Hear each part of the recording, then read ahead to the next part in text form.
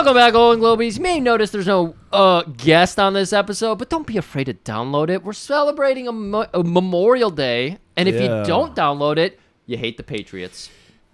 Well, don't we all hate the Patriots? Oh, shit, that's a Boston team. Well, you hate the soldiers. Yeah. There we go. You hate America. You hate America. Yeah, we did not plan this. This is how genius we are. Yeah, as we're recording, as you hear it, Memorial Day will be over with, but we're recording this a couple days before on Memorial Day weekend in honor of our troops. That's right.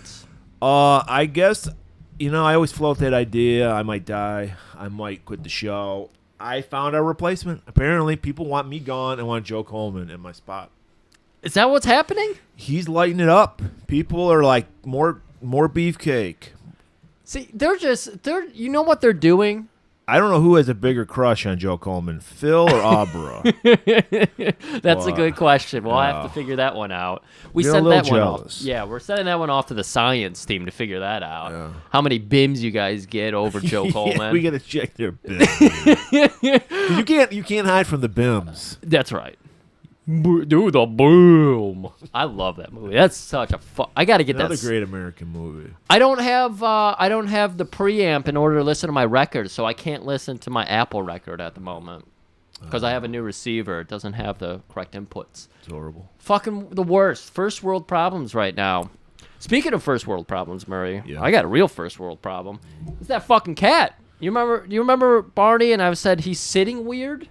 Yeah. Yeah, he started limping around my house, and so I had a call. I've never taken him to the vet because he's an indoor cat. Yeah. It's typically, he's a cat. Who cares? Exactly. So I've had him for 6 years now. I take him to his first vet visit because he's just like he never even got any kind of shots or anything. He was fostered. I'm trying to think.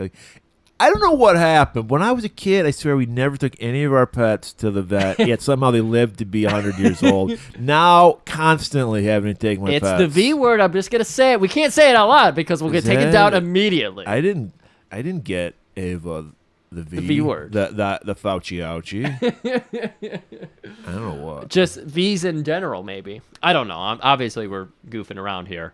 But no, so he was fostered. He got neutered and all that bullshit before I got him. I take him in for his first ever visit. Maybe he's off balance because he doesn't have his balls anymore. That might be it. Maybe that's putting more pressure on that leg. It takes 6 or 7 years before it finally hits you. Yeah, it's delayed reaction. It's very delayed. And so he was just acting completely unordinary and everything. Go there, take him in. He was hardly as annoying as usual. Yeah. Usually crawling all over my shit. Yeah, he's usually sleeping all over Murray's sleeping stuff. on my little cooler. You were so jealous of Joe Coleman's attention. How can you not be jealous of Joe Coleman? It's true. He's a Superman. He's an Ubermensch. The Hungarian. He is exactly what we were fighting against what the Nazis wanted. Right. That our dirty dozen took out. That's right. So I take this cat in. Good news, no broken bones. I thought I was going to have like another torn ACL to fucking deal with. And you know how fun that would have been because I've already dealt with 2 of those surgeries. Yeah. All of his bones are good. He's got some kind of paw issue. Tommy John? Is he going to need Tommy John? He's going to need Tommy. He's been flinging so many fucking fastballs that, he's got to get Tommy. No, he has some kind of paw issue. He might be diabetic. Oh, it's not good. So I have to get some blood work back. They called me. I missed the call. So that was $650 worth of X-rays. That's nice when you don't have a job. That is very nice when you don't have a job. Yeah. This has been the worst fucking unemployment streak I've had yet. Yeah. Just with oven breaking, car breaking, owing the government. When it rains, it pours. It really does. But how do you keep your spirits up? You get great movie suggestions from great people. We talked about it on our Tippy Tap with Phil. By the way, we're still taking name suggestions for that beautiful cocktail he prepared. Yeah, I've right now I'm toying with hot dog water and the chocolate starfish. Yeah, of course you are. But I'm open to better suggestions. How about Fog and the Frank? Frank Fog? Frankenfog? Yeah, Frankenfog. Something like that. We're very fog-eccentric. You know what, Phil? Put a little dry ice in there, and we got a fucking cocktail. And how we got a cocktail Frank. How would that react with the fire, though? Fire and ice would create cocktail Frank. Cocktail Frank? Yeah, because that it's double meanings. Franktail cock. That's a triple meaning, maybe? I don't know. Frank's cock for tail. So- we're workshopping. So we're people. workshopping. But I don't remember if it was on the episode or It's hitting. after. By the way, it's hitting the internet world, but it's gone viral. I told you Everyone it is would. drinking this drink we haven't named yet. Told you it would. Me and Kayla went to the hottest bar in Ferndale. They love their Pride and their gays. Pride Week's coming up next weekend. They love I think they love their wieners. I swear to God, when I was walking down those streets, there was How just, many bandanas did you see? thousands. This is bandana season. It's almost Pride Month. Yeah. Target got in trouble. They Don't had you too now? many bananas. Aren't you happy now? Like you okay? Oh, he's a fister. He's a pisser. You can tell now. It's not a mystery anymore. It's not a mystery. It's You're welcome, people. Cruising. Check it out. It's fun to know exactly what people are getting into too. It's like, oh shit, that's what you're into. Cool. It's like reading a book by the cover. Yeah. Well, that's why the gay flag is rainbow. Because of the multitude of colors. Yeah, exactly. It just fucking works. We need a better system for us straights. Our system's all over the fucking place. Yeah. I mean, I don't know. But You Phil suggested Tourist Trap because I wanted... I did, by the way. But Huh? I'll let Phil take it. You suggested that? Yeah, I brought it. 'Cause I it was- brought it up. Okay, because it's a great Chuck Connors film. If you need some more Chuck Connors after that man... You need crazy Chuck Connors because normally he's a baby face. Like Yeah. you only know crazy Chuck Connors, but he was the Rifleman TV show where he was like righting wrong. Yeah, that's right. That pops up on local TV. Yeah. So I've seen some of that. But like like a lot of actors that were big in the 50s and 60s, by the 70s they hit kind of hard times. They were passe. Tell me all about the hard times, Mr. They might Dusty. show up on Love Boat or Fantasy Island every once in a while. Matt Houston, if you will. Matt Houston. And then they do like horror movies. Yeah. Yeah. We have any more fun tales before we get into the Dirty Dozen? We got a lot. This is This is our longest movie I think we've ever done. It was a 9-pager for the notes, which is usually reserved for Steven Seagal. Yeah. But, we got a lot of scenes to go over here. We got. Well, I mean, the reason besides because we love our troops, unlike some people. That's right. And our veterans, too. Of course we do. Oh, good one.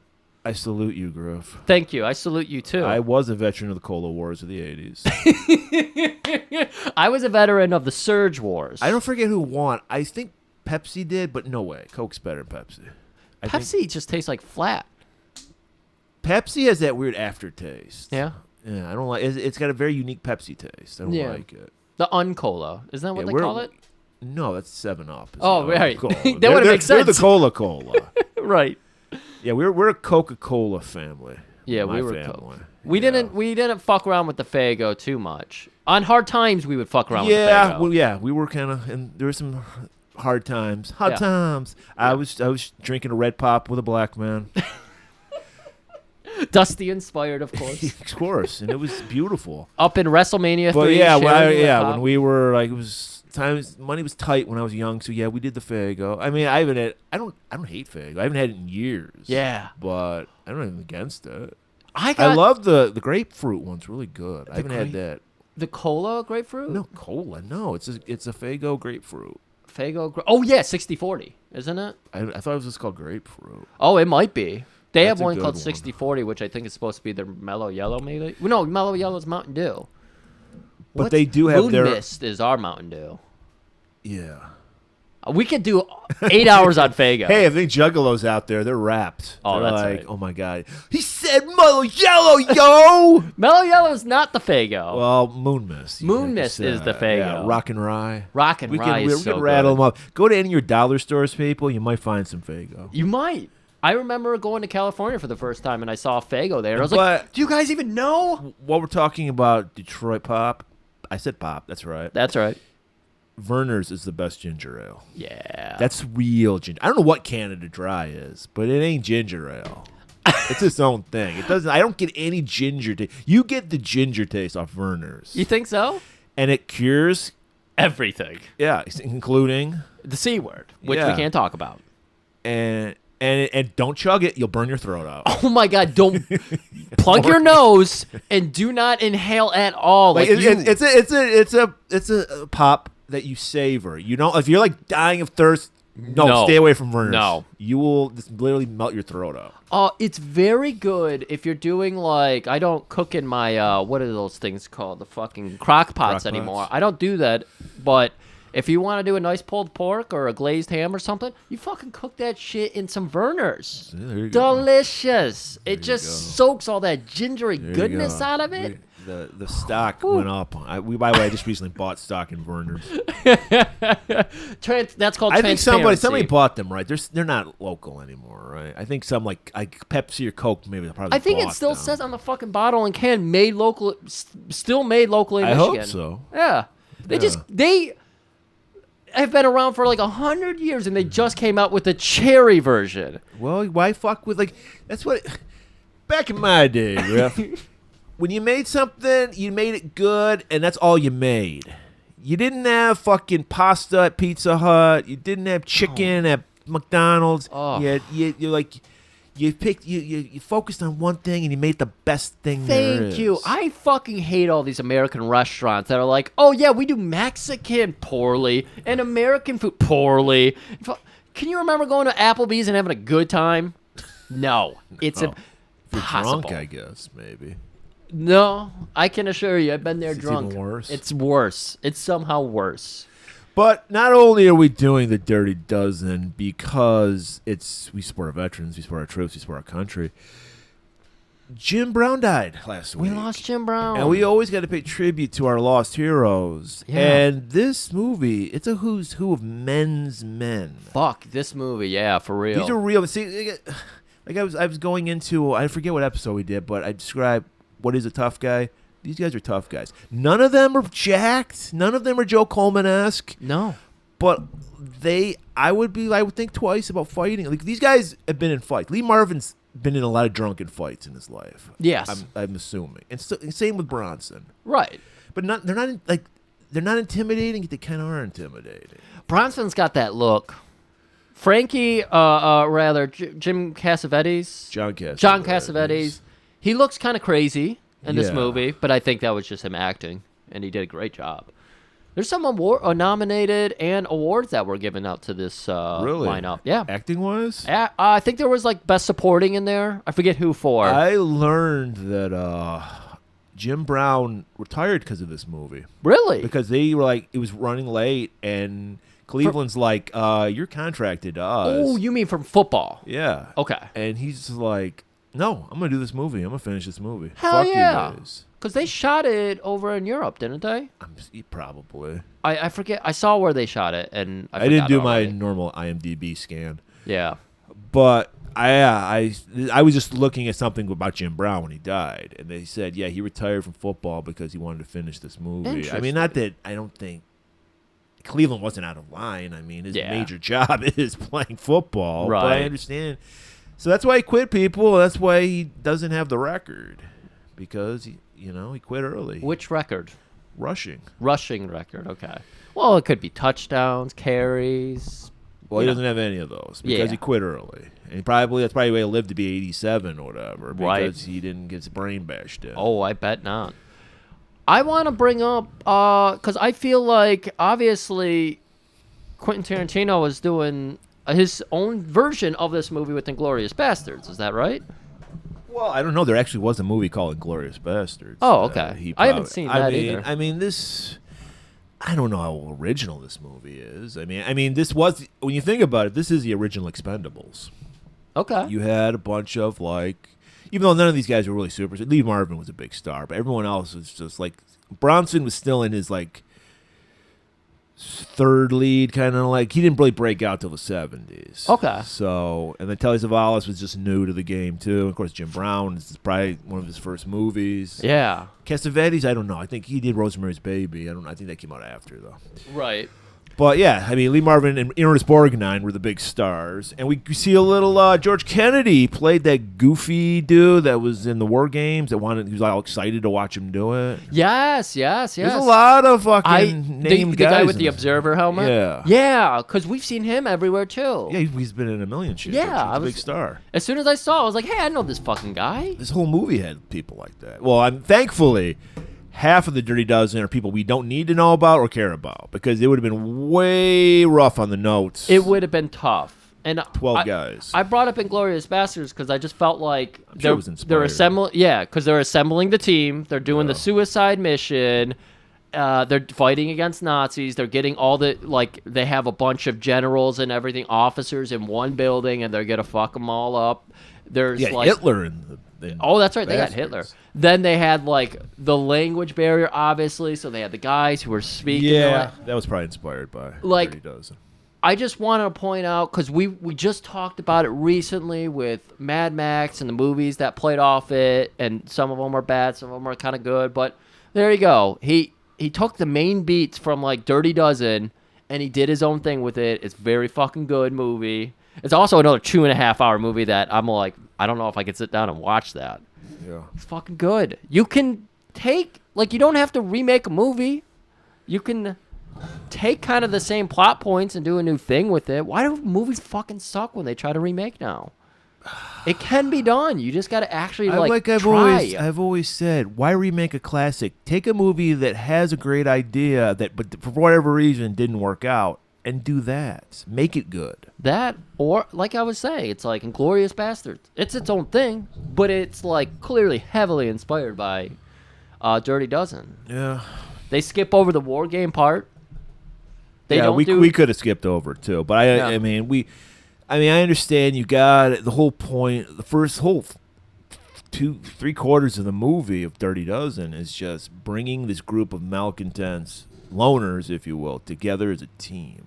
Deadheads, as they call them, yes. in the movie. That Grateful Dead was inspired also by this movie. Of course it was. We're just doing movies that heavily inspired the world. Yeah, so... I'm ready. All right. Let's do it, everybody. If you love America as much as we love America, then you're going to be hyped for this trailer for The Dirty Dozen. Major Reisman, you are ordered by Allied command to select 12 general prisoners, convicted by courts-martial and sentenced to be executed or serve lengthy prison terms for murder, rape, robbery, and other crimes of violence. And you will deliver them secretly behind enemy lines in France to undertake a mission of sabotage that could change the course of the war. The 12 men will be known as the Dirty Dozen.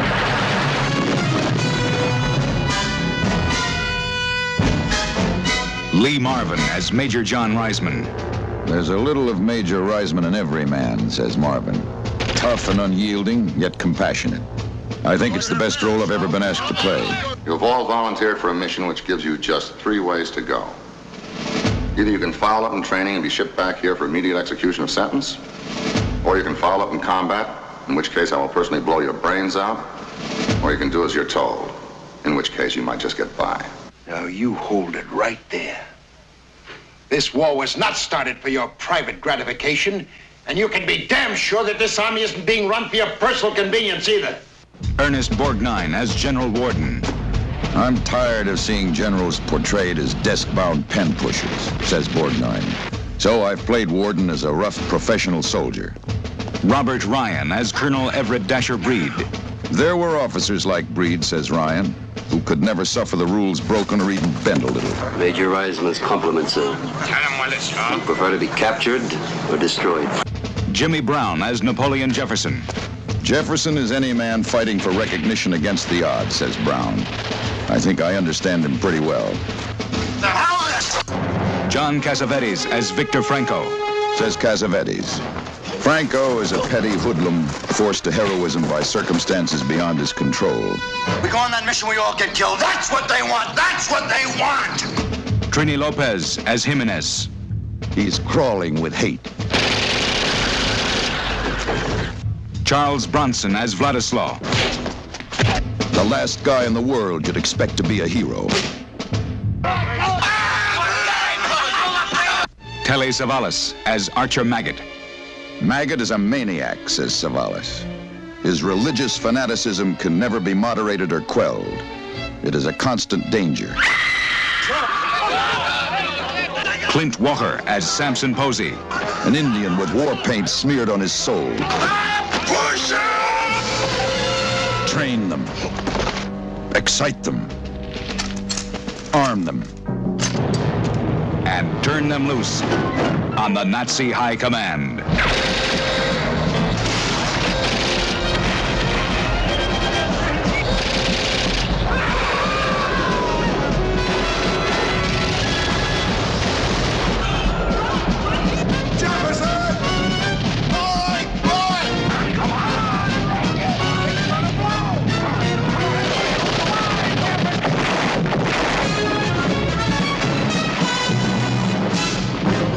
All right, everybody, we're opening up. We got OSS Major John Reisman. Do you know what OSS is?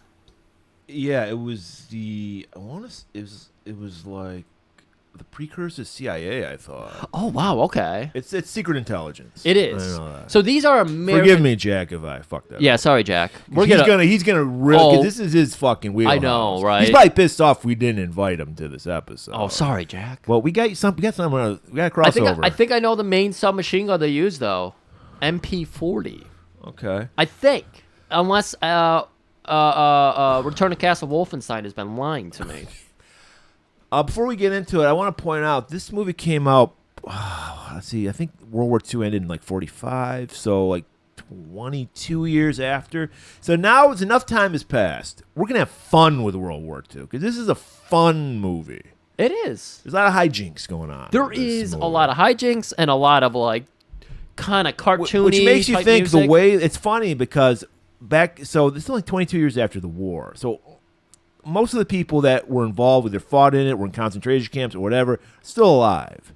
Yeah. No issue. Do you think they could ever make a movie like this that had any whimsy involved with World War II and Nazis? No. But now that you say 22 years, think about what happened 22 years ago. Yeah, we still couldn't make a joke about that movie. I hope we get a funny 9/11 movie. I think Uwe Boll already did it. Oh, really? I can't believe I can because he sucks, but I can't believe we've never done a Uwe Boll movie because he's the king of schlock. I don't He actually, I think he followed us at one time. I did have some interactions with him on Twitter in the early days. Okay.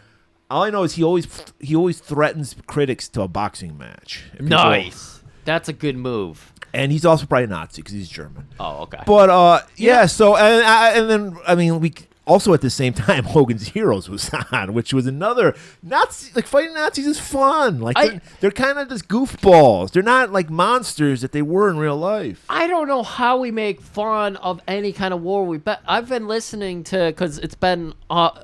Like Kissinger would have turned 100 years old in the last week, so I was listening to a thing about that guy. Holy fuck! Kissinger my ass. I didn't realize how much of a monster that man was. Yeah, of course he was. Holy shit! Now the Venture Brothers character Henry Killinger makes more sense because Jesus, fuck that guy sucked. See, cartoons can be educational. Griff didn't even know who this guy was. Well, I knew Kissinger. I didn't know he was fucking as just murderous as he was. I mean, I want to point out, we got people who were probably born 20 years ago who will be horribly offended by The Dirty Dozen if it came out now because of its disrespect to, There's a guy on Hogan's Heroes who was in a concentration camp, okay? And he acted on this wacky fucking TV show about goofball Colonel Clink and Sergeant Schultz who, I know nothing. Because he got it, because he knew they were making the Nazis like the assholes that they were. They were clowning on them. Right. And that's all it is, people. It's just like, I mean, I would get it if we were like making Colonel Clink cool, but we weren't. He was an idiot. And this guy understood it. The guy who was probably was set for the gas chamber. Right. Until he got rescued. And he's like, well, whatever, Right. It can be done. All I'm saying is you can make fun of touchy material, and if you do it the right way. Right. Comedy is just all. We do it every week, by the way. On the whole, comedy is just on the outs because there's nobody who just wants to do fun jokes. I mean, we do it every week. Yeah. You gotta have people are like, but what about edgy jokes? Edgy jokes are literally made for 12-year-olds and 13-year-olds. It depends. I mean, I don't want to live in a world where I've outgrown most of that shit. Yeah, but I don't want to live in a world we can't have tasteless. Oh yeah, humor. Are edgy and tasteless the same thing? they butt against each other. I don't know. Yeah. I mean, you can be tasteless and not be. To me, edgy is where you're like racism or like hateful kind of humor. I don't think. I mean, because like John Waters is tasteless, but I don't think he's hateful at all. Exactly. So I mean, they're in the same realm. The Venn diagram, they're kind of but because when I think edgy, I think of Dane Cook. Dane Cook? Was he edgy? I don't know. I don't think so. I think of Dennis Miller. No, he went crazy. I don't Bill think Maher. He thinks he's edgy, but he's not. Babe. Maybe a little Bill Burr is a little edgy, like Bill Burr, that Patrice O'Neal, like those guys. I think Edge left Bill Burr. Well, no, I guess not. Well, he's on Mandalorian now, so he can't be too edgy. Oh, okay. You know? How does he end up? We're reopening the show apparently. What is happening? Okay. All right. So I just want to point out. So Lee Marvin was a veteran of Yes. World War II. He was in the Pacific. A lot he saw of some shit. Yeah. He got shot in the war. He got shot? Yeah, he saw some fucked up shit, which I think also led to his horrible alcoholism. That would do it. So, which yeah. is why on this great Memorial Day, any way you can, make sure your fucking Congress people are funding veterans. Because it's fucked up that we don't fund our veterans. I'm sorry. Well, we just use that as a political theater. Yeah. You know, we all know we're not going to go into debt. We They're all know waiting that. till the last minute, like they do it every fucking time, and they have the same news stories. Oh my God, the sky is falling. Mm-hmm. Don't worry, people, but worry about this. All right, so we see Lee Marvin. He's Major John Reisman. He's observing a convict being executed by hanging. That's right. He even remembers the name. He takes note of the name because he sees it as human fucking waste. He's like, why are we killing these And people? the guy's like, almost like he just woke up. He's like, I'm sorry. I didn't mean to do this. It's going to be really interesting because we're going to hear about some of the crimes these prisoners committed to get on, death sentence or hard labor and everything in a little while here. So then he storms off. He's disgusted by what he saw. Gets back, and you said he gets back to his own office, and I forget the guy's name. He gets called in to General Warden, played by Ernest Borgnine. And as he's walking into his office, he passes by Colonel Breed, who's his nemesis. Ugh. Why? Because Colonel Breed is a by-the-book nerd. Reisman is one of those guys, and they explain it in this opening scene.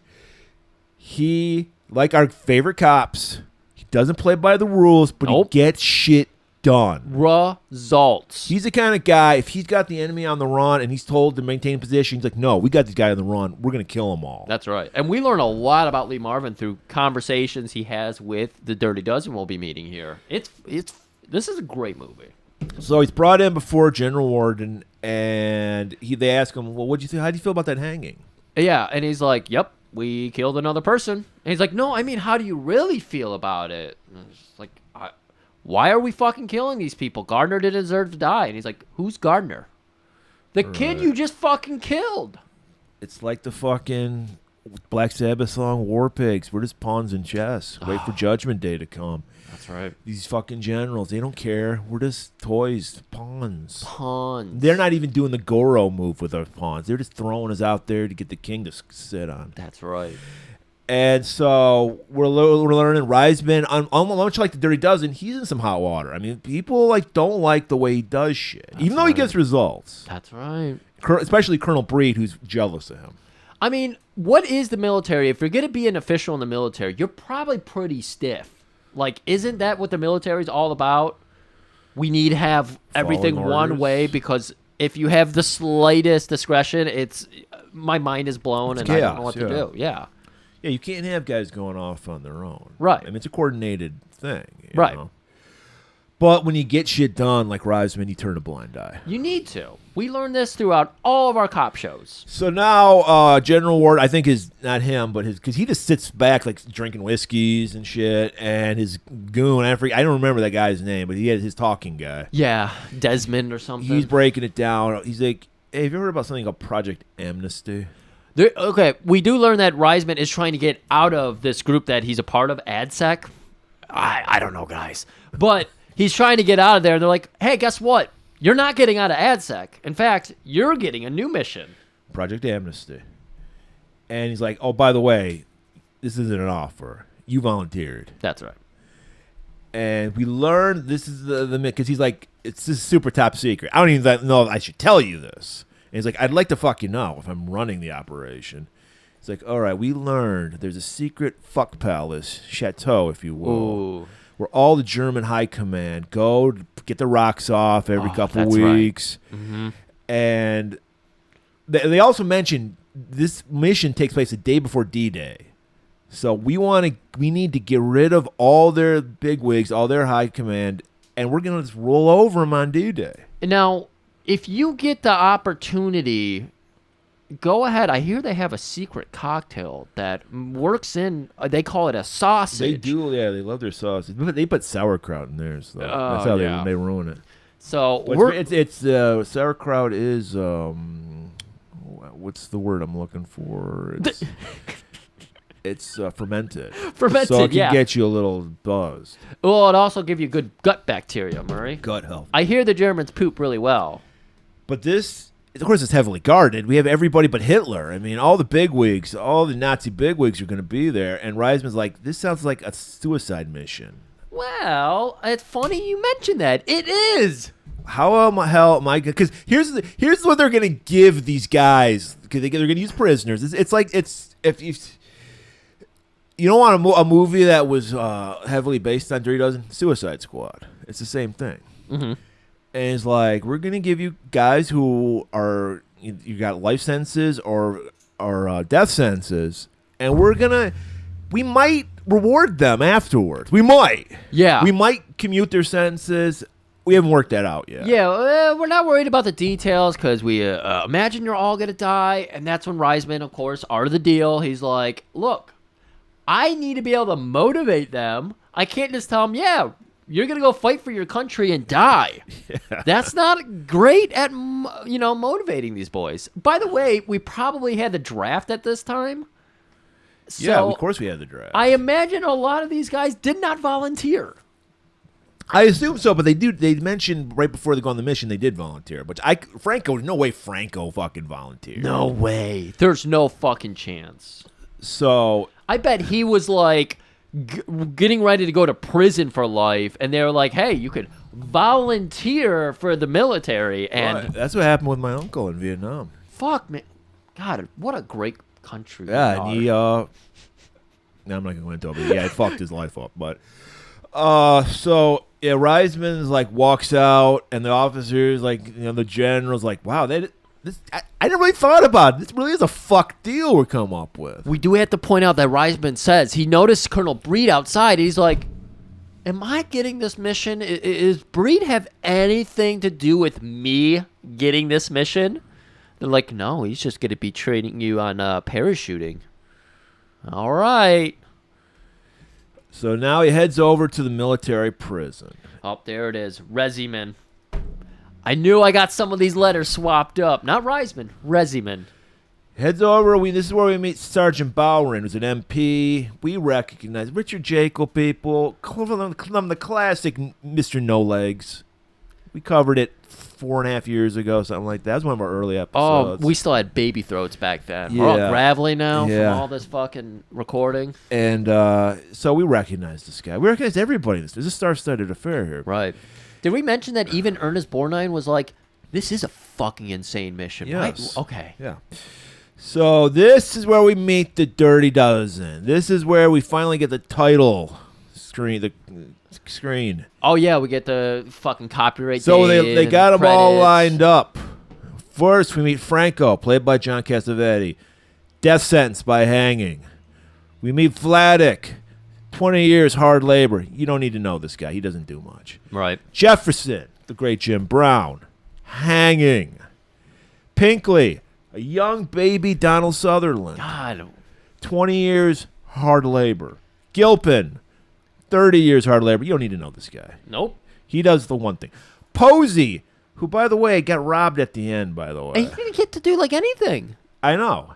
So, They say they built his character. yeah. Which, by the way, I don't know the actor's name. Clint something. If they made a fucking Superman movie in the 60s. This guy was born to play Superman. Fuck yes, he looked was. like Superman. So, in Glory, like this guy reminded me of Inglourious Bastard because he reminds me of the Jew Bear. I think they called him in Inglourious Eli Bastard. Roth. Yeah, that dude was fucking enormous. So I was waiting for him to like go in and slyly kill somebody and just like gouge their eyeballs out. Spoiler alert: he doesn't do anything. Yeah.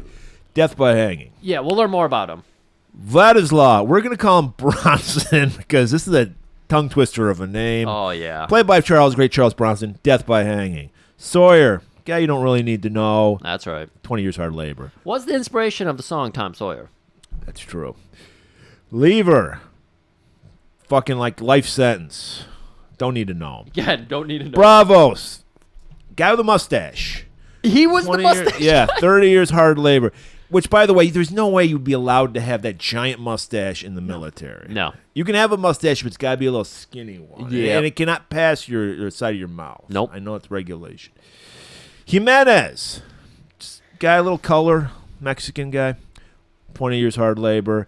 And the man of the hour, the Tower of Power, the man we've been waiting for, our favorite of Golan-Globus Theater, Mr. Telly Savalas as Maggot. Death by hanging. So now we got our dirtiest of dozens. Right. Reisman's got to go ahead. He's got Bowron, who's his left-hand sergeant. So, right. He's his right-hand man, his left-hand sergeant. Yeah. Is that a term, your left-hand sergeant? Fuck yeah, it is. And so he's going to, anytime he has to do any kind of order direction, he always tells Bowron, have the guys do this. Right. Well, he's like, let's see if they can march. Who knows if these guys can even do that? Bowron is part of the MP, the military police. Yeah. And so it's like, Reisman always has to work with the MP because these guys are still, after all, still prisoners. Right. Okay. So he's like Bowron, can make a march. Let's see if they can even do that together. Yeah, first they line them up, like we said, then they count them off. So Right. each one is assigned a number. Because Right. later on, they'll be like, they're getting harassed because people want their names, and they're just like, I'm number 9. So they all follow orders, but one guy, that fucking Franco. Oh, okay. Franco. He's up to no good. They stop the line, they march it backwards to meet with him, and then, of course, Reisman's got to go over there and ask him, like, what's going on? What's your fucking problem? Right. I got a pain. Yeah. I know my rights. I don't have to march. Why don't you have to march? Because fucking convicted prisoners don't have to fuck. I'm a dead man. Why do I have to fuck him up? And I know my rights, and there's nothing you can do about it. So Reisman's like, he does a Kojak. Come with me a minute here. And he starts threatening him. He's like, get your shit together. I'm going to kick your fucking ass. Turns his back, walks away. Reisman does. And as soon as he does that, Franco doesn't like authority. None of these people here like authority. Right. That's the whole point. Right. And so he attacks Reisman. Reisman just flips him over his back, gives him a little fucking karate chop to the neck. He's just like... He's out. Yeah, he gets the fucking Star Trek karate chop and is like dead. Right. You literally hear Bowron telling the guys, all right, you get his legs, I'll get his head, we'll get him into the prison again. He's like, Bowron, what did you see? I saw a guy attack you, sir. You were standing your ground. Exactly. Standing his ground. His hands aren't tied. Reisman's hands, not tied at all. Breed's hands are tied as fuck. So the guys are sent back to their cells. This is where Reisman's going to talk to them. A few of the important The characters. ones we need to care about. Because there's actually stars. I'd like to see a little bit more of some of the other characters, but then again, this movie is already very long, and they don't fuck around. This movie is clocked at like 2:32 or something.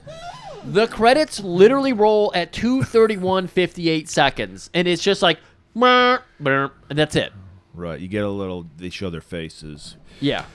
So Which first, we will be ending this movie. I did cue up that audio, Okay. so everyone can hear about all the fallen soldiers. First up, Franco. He's got to talk to Franco first. He fucked with him.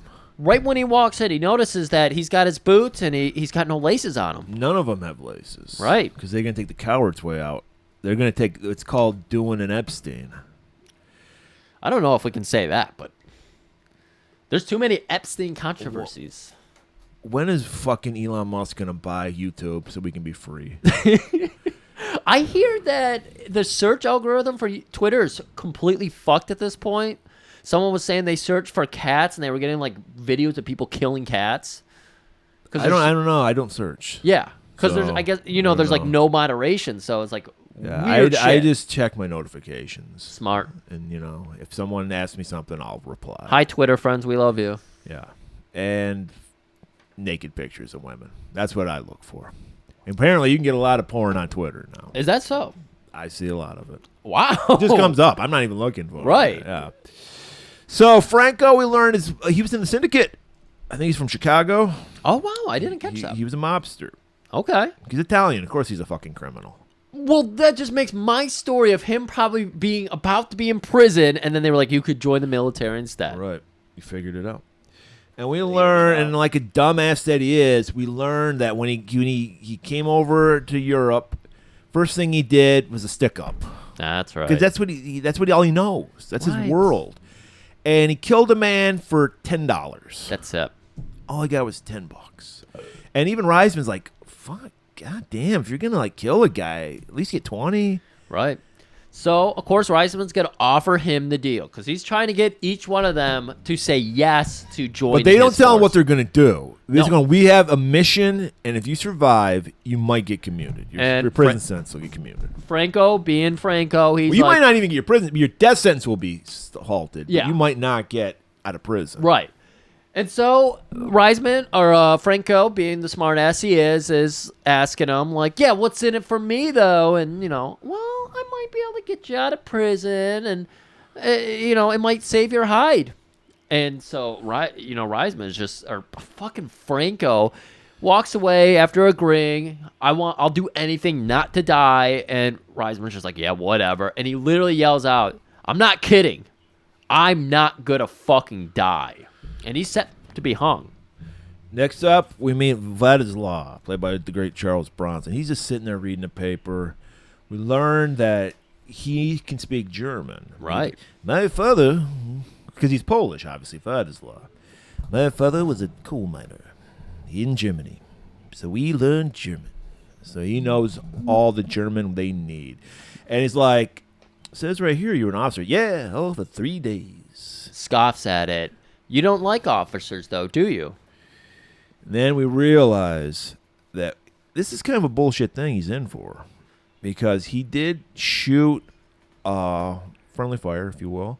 But the guy was fucking chicken shit. Their medic, they were in the middle of a crossfire. And their medic just fucking turns fucking chicken shit heel and just takes off with all their fucking medical equipment. And Right. he's like shot him in the back. So their squad was all fucked up and everything. They needed their medic, and the medic, with all the supplies, got up and ran off. So we shot him in the back. So he's getting railroaded. But And even like Reisman agrees. he goes along with. He's just like, you did the fucking right thing. That's what I would have done too. Because they play by their own rules and get the results. Right. The only mistake you made was letting someone see you kill that coward. Like, Reisman's literally laughing about it. He's like, I only see one mistake here. You got caught. So it passes by Jefferson, which is Jim Brown's character. Yep. And Napoleon Jefferson. He's being handed his lunch. And he's kind of playing up to the racial tropes that these guys are put upon him. He's acting like a savage, but he's joking around. He's like, mocking them, their Right. own racism in their face. Someone screams out, like, oh, yeah, we're going to offer you a seat at the white table. And that's what you were saying. Sets them off. He's got a cup full of pee or something. He's like playing like he's going to throw it at them. And then he just a joke. Up next, we visit Maggots, Archer Maggots, played by the great Telly Savalas. And we learned he's an old school Southern boy. I thought Telly Savalas was totally going against type, because Telly Savalas only plays Telly Savalas. If you know, and that's a great role to play, by the way. Yeah. I thought he was going out. You disagree. You think he was... I feel like every one of his line reads sounds exactly like Telly Savalas. Like, I didn't see him be kind of it worked so well, but it just felt like he doesn't have any other. Well, I mean, no, I couldn't see Kojak being a religious fanatic that's No. an incel. No, not at But all. that's basically that. He was incel before incel was cool. Yeah. If it ever was cool, which it's not. It's not. And so he hates women because probably can't get laid. That's probably it. And so he raped and murdered a woman. That's why he's in Of prison. course, he says he did not rape the woman. He just killed her because she was a slut. Hooah! S-L-U-T. Slut. Good book tells me, Major, I got to kill the hooahs. And he's like, because I guess Reisman's from the South. He's a good Southern boy, Southern That's right. Baptist, too. He's like, well, I remember reading the good book. The vengeance is mine, saith the Lord. Yeah. And he's like, I'm just a tool of the Lord. I love this because this is what the worst of any religious person does is they see, like we were talking about, the people who get one over on God by finding their loopholes. It's like there's always that little wiggle room they find to be like, no, I'm justified. Yeah, well, he thoroughly believes the Lord is working through him. Right. He is the Lord's weapon, tool, whatever. That's correct. So even like fucking Reisman rolls his eyes. Like, yeah, this guy, I gotta watch this guy. Next up, Jefferson. And we learned he's in prison for having the audacity to not let a lynch mob cut his balls off. That's it. It's a terrible thing. Yeah. And Reisman's like, look, I got a big dick too. I understand. But I'm giving you a chance to fight again. And then Jefferson's not going to go right along. He's like, look, this isn't who am I fighting for here? Yeah, why am I fighting for a country that treats me like shit? And Reisman's going to be like, well, no, you can fight for anything you want. You're still putting your ass on the line, but you can fight for anything. We'll mostly benefit for you it. could kill some whiteys, and then his eyes light up. I like the idea of killing some hunkies. And, of course, he floats the, deal down there for him. We might be able to get you out of your crime. Right. And then we get a little levity where we learn that Jimenez just loves life. He's like eating his fucking beans and rice, like, hey, Major. Bowron's telling him, we get like a couple of quick little clips of a couple other guys, and yeah, Jimenez is just sitting there gorging on his food. I'll do it just for some guitar strings. And then Reisman goes to Bowron, why don't give him some fucking guitar? Who's ever hung themselves with guitar strings? Yeah. Which would make sense. You could, though. Yeah. And that's what Bowron says. He's like, not on my watch. That's right.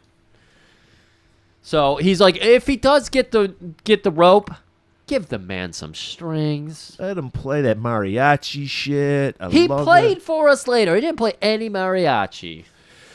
So now we get the Dirty Dozen. He's talked to them all. We don't need to hear from the other guys. There's a meeting hall down here. He gets everybody in there, and he says, guards, walk!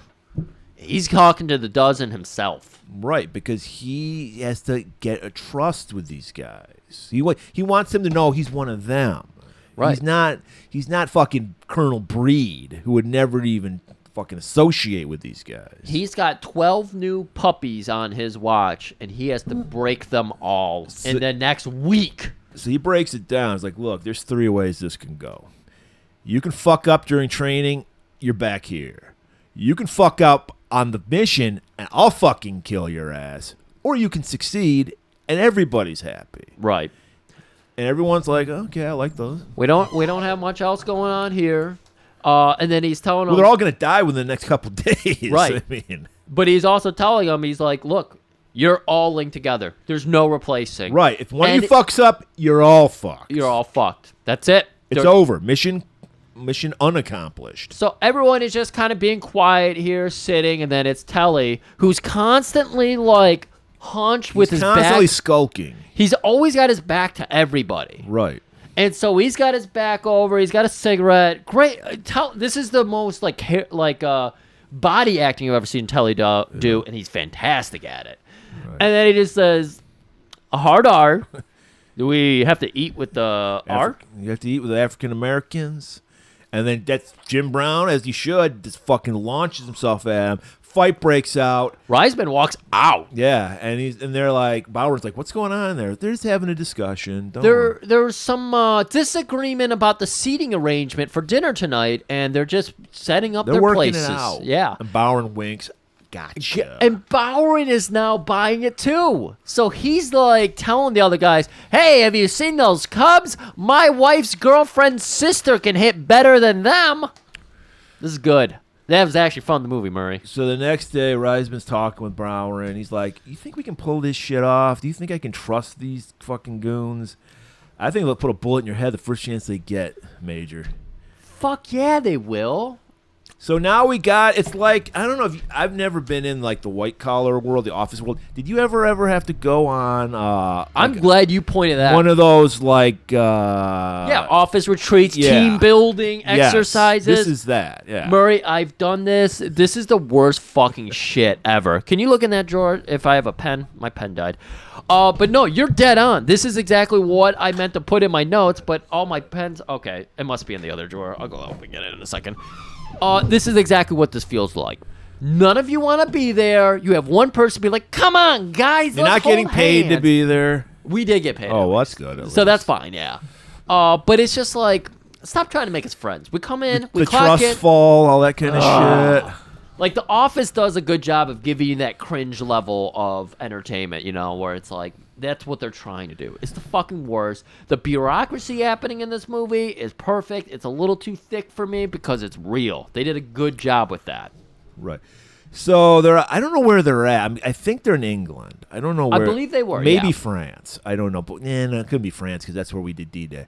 Yes, we're probably in England. Think about the prostitutes. They all spoke English. That's true. So I think they're I just think in one England. had a French accent. But all French women are whores. I think we she- know that. I think she was just trying to play it up. And so we need some team building. So they're not only gonna go to a camp, they're gonna build their own camp. They're gonna build their own quarters and the officers' quarters, all that good shit. So we get a nice little montage of them building. What did these motherfuckers? What? A good stiff wind could knock over these.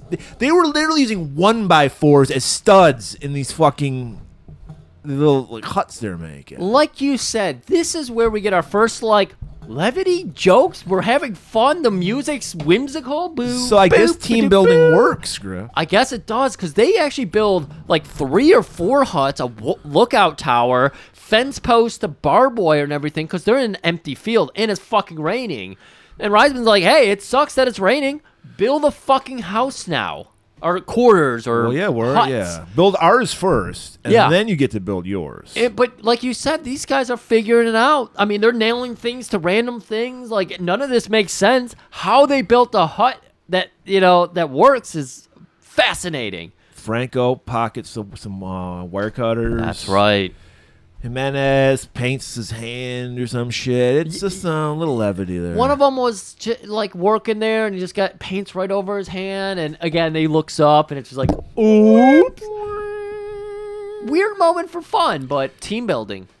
So we don't know how many days, weeks go by, but it's time to shut down for the day. So Reisman's like, "All right, that'll be enough." And like Franco's like, We're almost got the floor in our own fucking quarters. We're tired of sleeping on the grass. Yeah, that's great. Here's the thing.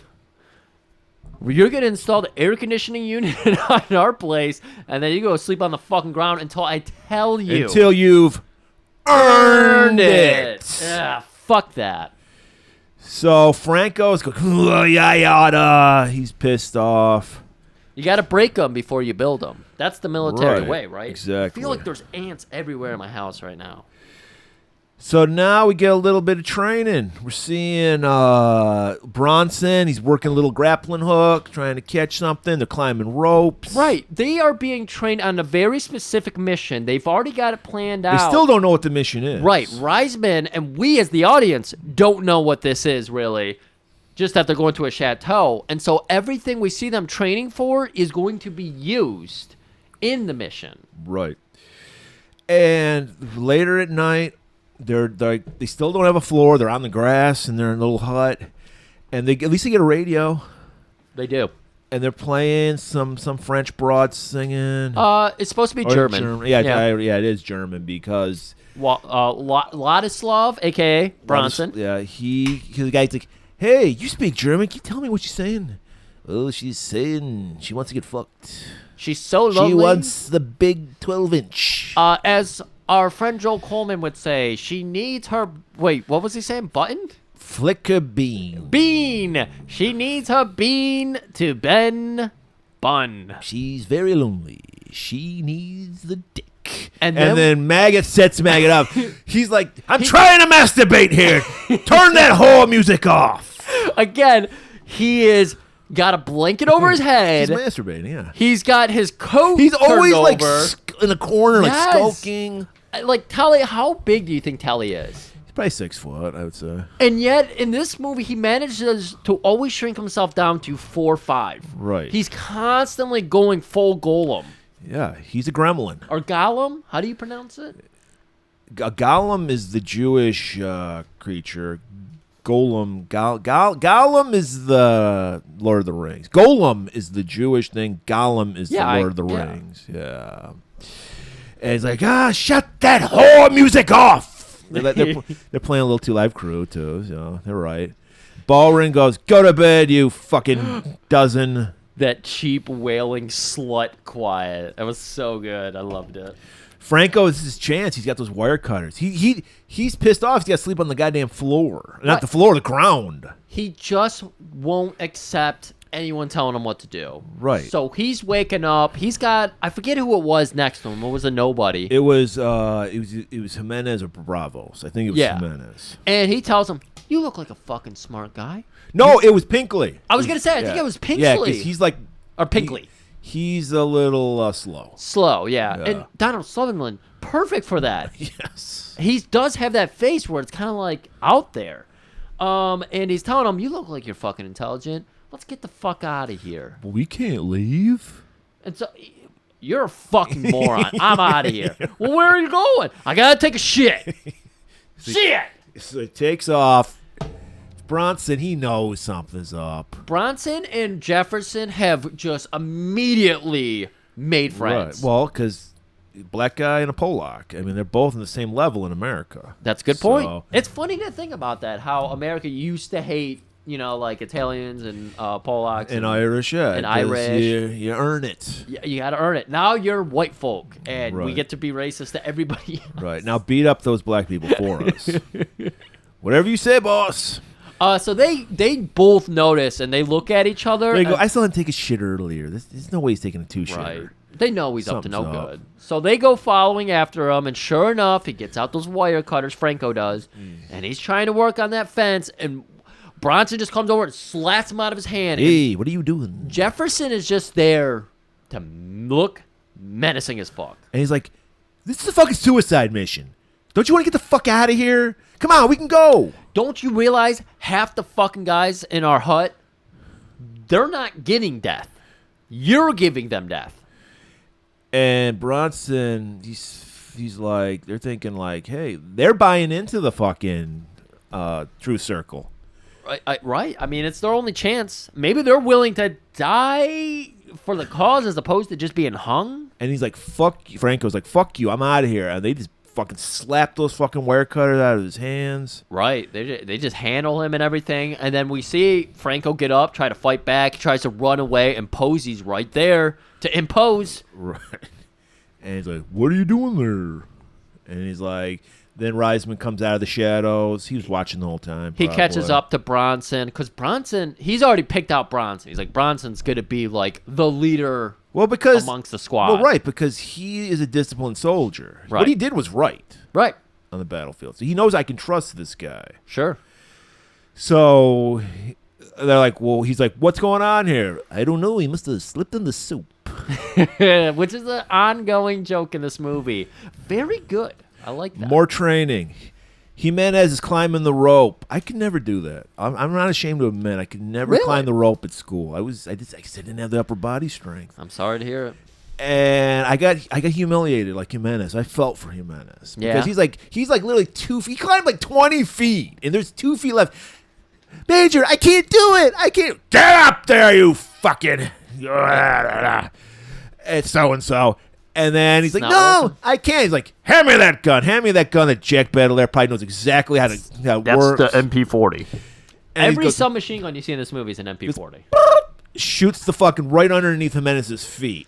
And he like climbs right up that fucking They do rope. it George Miller, speed up the film. Yeah. Speaking of George Miller, Tina Turner, God rest her soul. Yeah. Apparently she hated America, though. Well, because she wasn't appreciated. Because she's a black woman in America. Yeah. I think she has a reason to. Okay. She grew up in fucking Jim Crow South. So Yeah, she would that's a know. good And then point. she had fucking Ike Turner to deal with. And then she so. fucking ended up in Mad Max. You And know. she was huge in Europe. They loved her. So Yes, why not go where you're loved? Why not?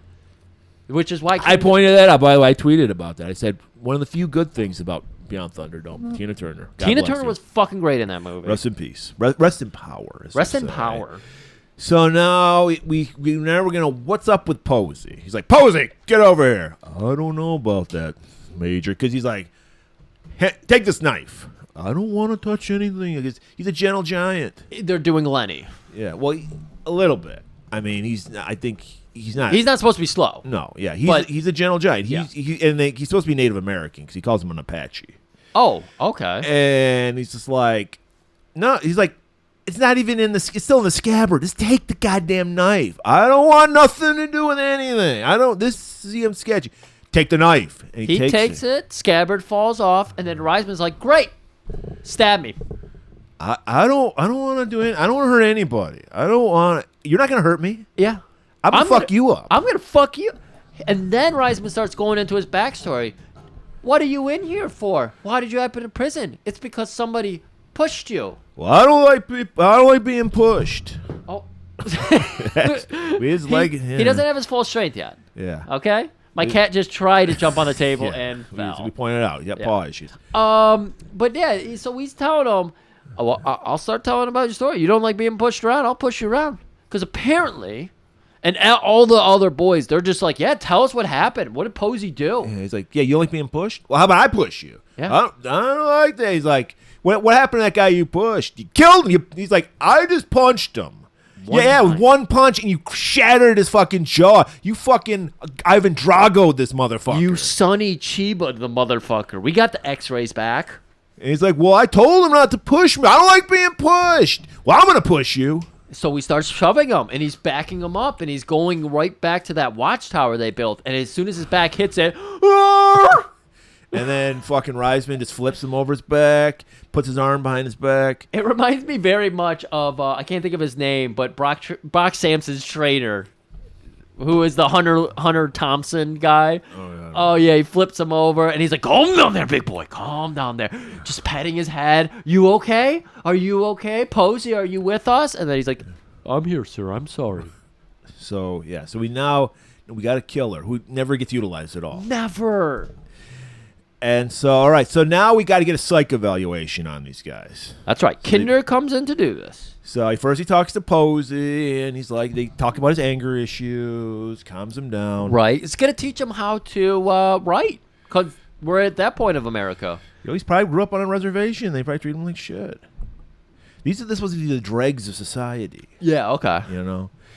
So then he's got it. Like, I think he talks to Bronson next. I don't think he talks. Does he talk to Maggot or Bronson? He does talk to Maggot next. Bronson actually comes the second day. I thought they did everybody in All right. one day, but yeah, this is the correct order. So he's talking to fucking Maggot, and Maggot's going off on all his crazy ass conspiracy theories and shit. Talking about the jet trails, and like the chemical, chemtrails. chemtrails. Come on, Murray. All this shit. Adrenochrome. He's talking about jet fuel couldn't make a building fall. Don't know how that happened. Also, we need to come up with a good 9/11 joke movie for the 22nd year anniversary, because that's when comedy starts.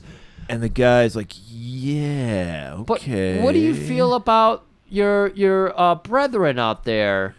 What I see out there is 11 evil men who need justice. They're nothing but sinners. Sinners. And so later in the day, he's talking. He's got to give his evaluations to Reisman. He's like, everybody seems all right, but that Maggot guy is fucking crazy. Get him the fuck out of this company. Otherwise, he is going to be a huge problem. No, I don't think so. I'm going to use the lineup that the Army gave him. Because he also pointed out, all these guys hate your guts. And he's like, maybe I can use their hatred to build a better team. Right. I will use their hatred of me and unite these guys. So Right. It's like, so now he's got a fucking game plan. And we get a very big clue here. He said all these guys they're using they're using me, They're all singular.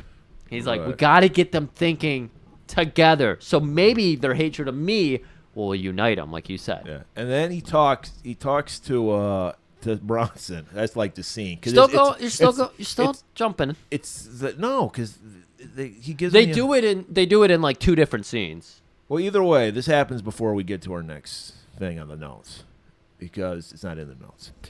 But they're doing word association, and the whole thing. Like, if I say a word, you tell me the first thing that pops in your head, and he's like, onion, and he's like, nothing's in my head, and he's like, happiness. I would say something. He's like, and you're not getting it. I'd say something like happiness, and you'd say children. I'd never say that. I would. That was the bad. Yeah. Baseball.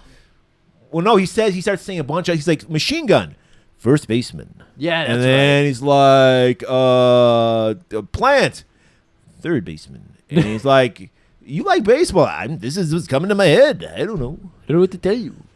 So yeah, there's a little more levity. We need that. Gotta have that. All right, so he evaluates everybody.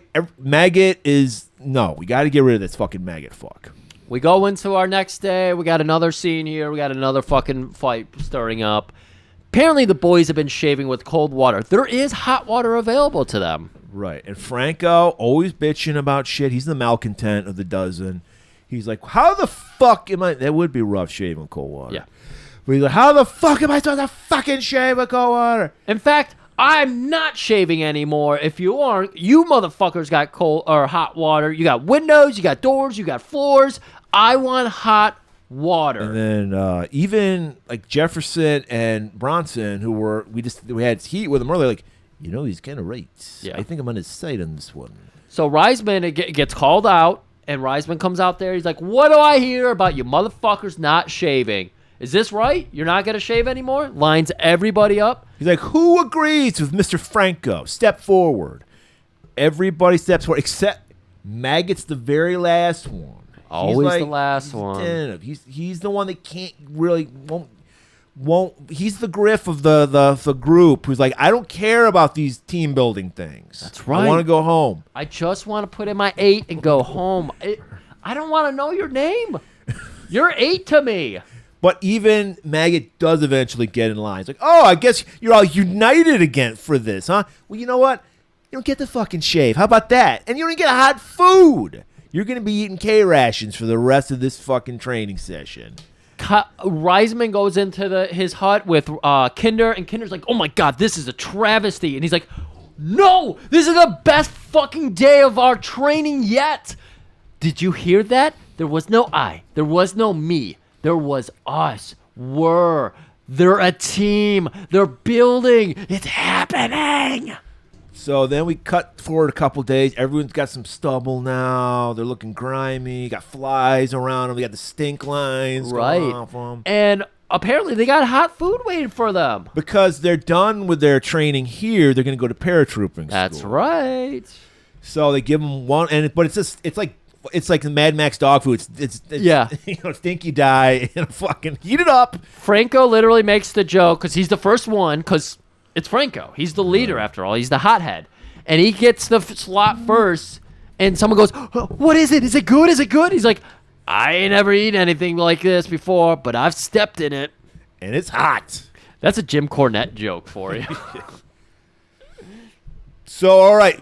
We learn that paratroopers... We actually cut to the paratrooper. Paratrooper school awaits, but we learn... We learned who's that running early it? scene. Colonel Breed's running it. That's and right. we know that Reisman and Breed are like cats and dogs. They hate each other. So he's like... he's like, look, we're just going to go do this. You don't talk to anybody. You don't give anybody your name, your serial number. You're not even going to have dog tags. Yeah. They literally don't have dog tags throughout this whole fucking movie. Usually you have like your gear with your name on. Nothing. Right. And your number 1, 2, 3, so. I forget who was the liaison for them. It wasn't Borgnine because that wouldn't make any sense. He's the general. He's a general. Yeah, I think it was just that guy that talks for Borgnine. Okay, the balding guy. So yeah, his liaison is telling him like, you need to get Breed off my back. Give him anything. Yeah, because all he's want to do is fuck with me. Right. Get off my back. Let me get my fucking guys trained, and we're out of there. I just want to go in and work with the fucking paratroopers. I don't want to deal with Breed. I don't care what you have to do. Tell them I have a general with me, for fuck's sakes. So they actually did that. They told him a general was coming. The guy literally goes, a general, and they do the fucking black screen closing in on a little circle. Fade out. Fade out, and then it fades back in, and there he is. And Breed is excited. He's got his Ray-Bans on. He's like, a fucking general. Did you hear what general it was? Oh my God, what general could it be? This is my ticket to being a general. Again, he's the stiff, guys. He is bureaucracy incarnate. Yeah, he is the suck-up. Hands tied. He completely hands tied. This guy's all about the bondage. So he has a band waiting for him. His number one troops are all lined up, waiting in line outside. And he's like, come on, you can tell me. What's it for? What's it for? No, this is a top secret mission. Top secret. On a need-to-know basis. And you don't need to know. That's right. So the guys roll in in their truck.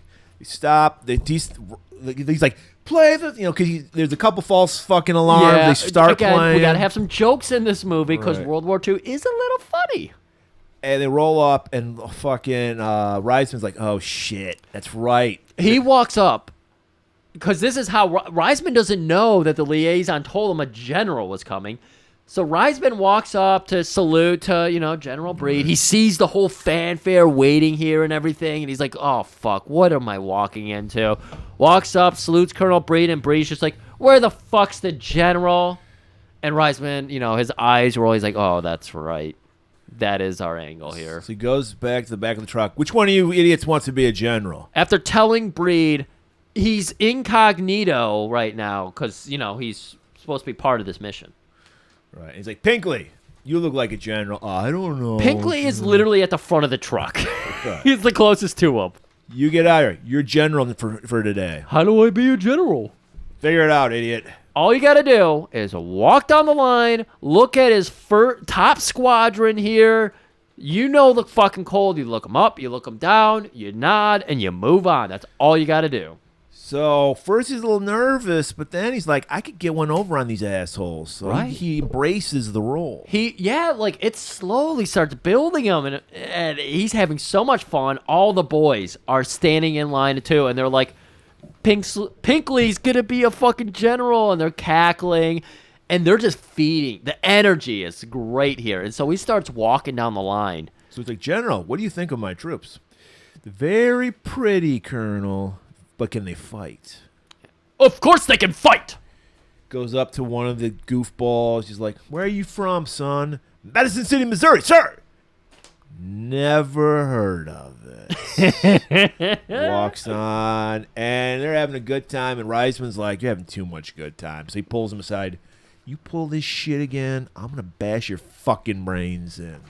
That's right. And so Reis has to go in and talk with Breed for a moment. Gets chewed out about, of course, your methods are not appropriate for the U.S. Army. It's not appropriate for anything. You do not deserve anything. You know what? I thought you were just some office drone, some kiss ass, but you're very emotional. That you can't say that.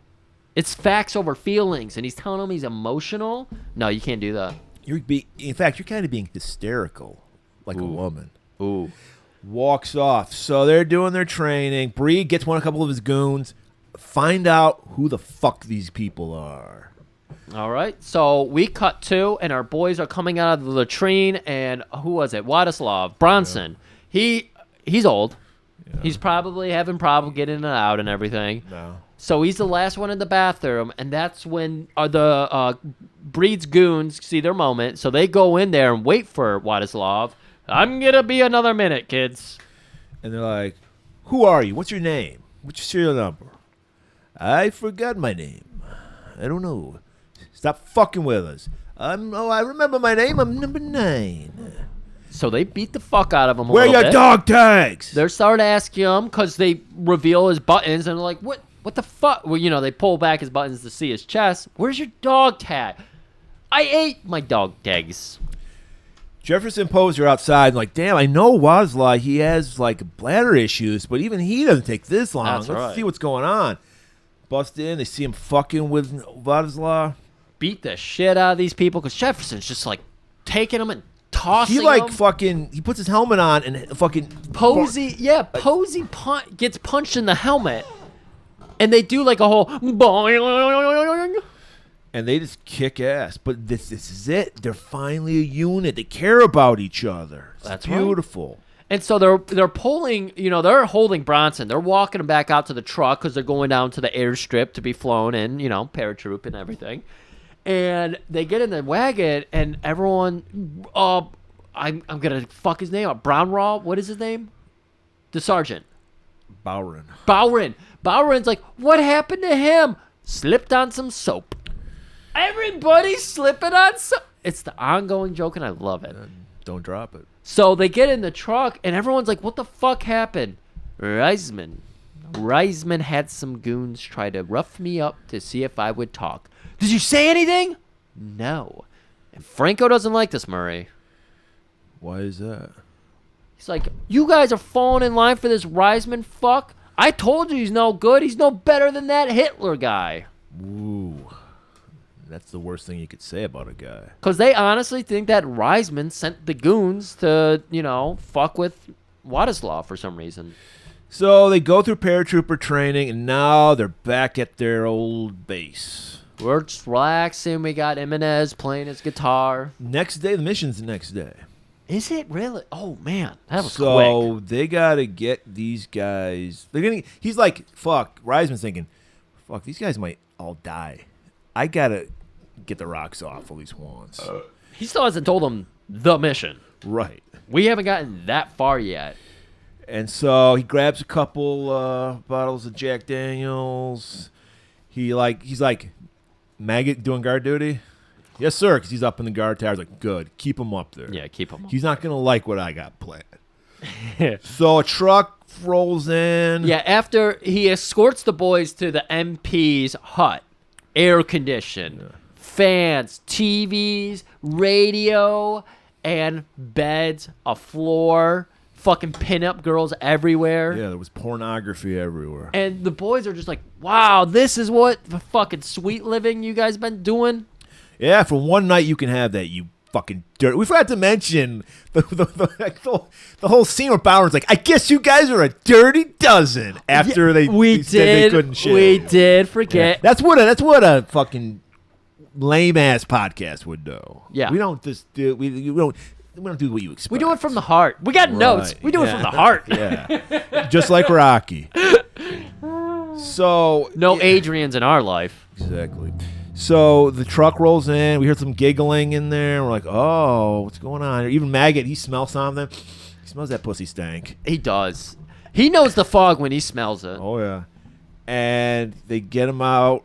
They get these ladies in, and Reisman's like, there's only 8. There's 12 guys.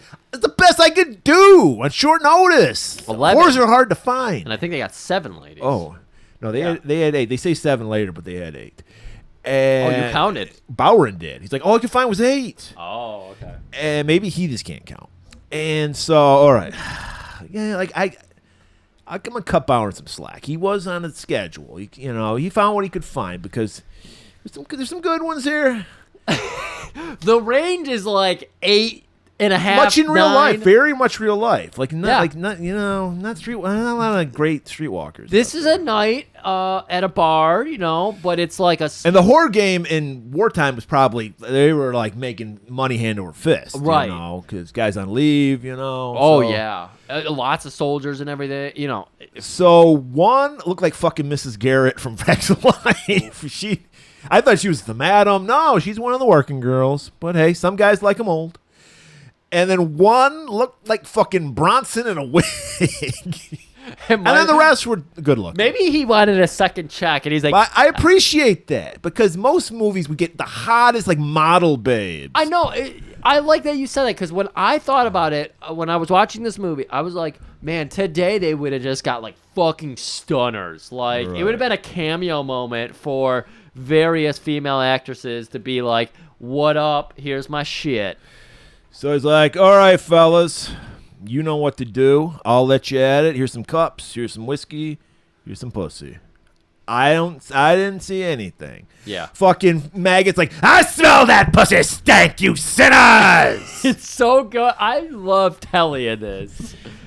And good. so we get a very awkward moment. You figure like these Bowron said it. He's like, they look like fucking junior high kids in here. I mean, these guys I can see like Pinkley being that way, but Franco, come on, he's fucked plenty of hooah in his life. He was in the mob for fuck's sake. Yeah, so like it was kind of. I mean, but then again, this is like I believe this is a G-rated movie because I don't think even they had the rating system in '67. Wow, good call. No, definitely not. So you got to have this awkward moment. Everyone's like, gosh. It's a junior high dance, just like Right. Bowron said. They're standing on either sides. They do a long shot of just scanning the faces, and they're just girls are just like chewing their gum. Like what are we about to get into? Pinkley and Posey, I could see being this way, but like fucking Jefferson and fucking Bronson, no. I'm just surprised. Are these girls intimidated by the fact that Well, there's they 12 of them? reek. Or there's They 11 of them? reek. Oh, that's right. They walk in there like, oh my god, you guys are fucking soldiers. You reek. And Right. They bet, like you said, it's wartime. Dick cheese aplenty in here. They man. have run through the whole Yeah. fucking third squadron of dicks. So they're used to this shit. But these guys, disgusting.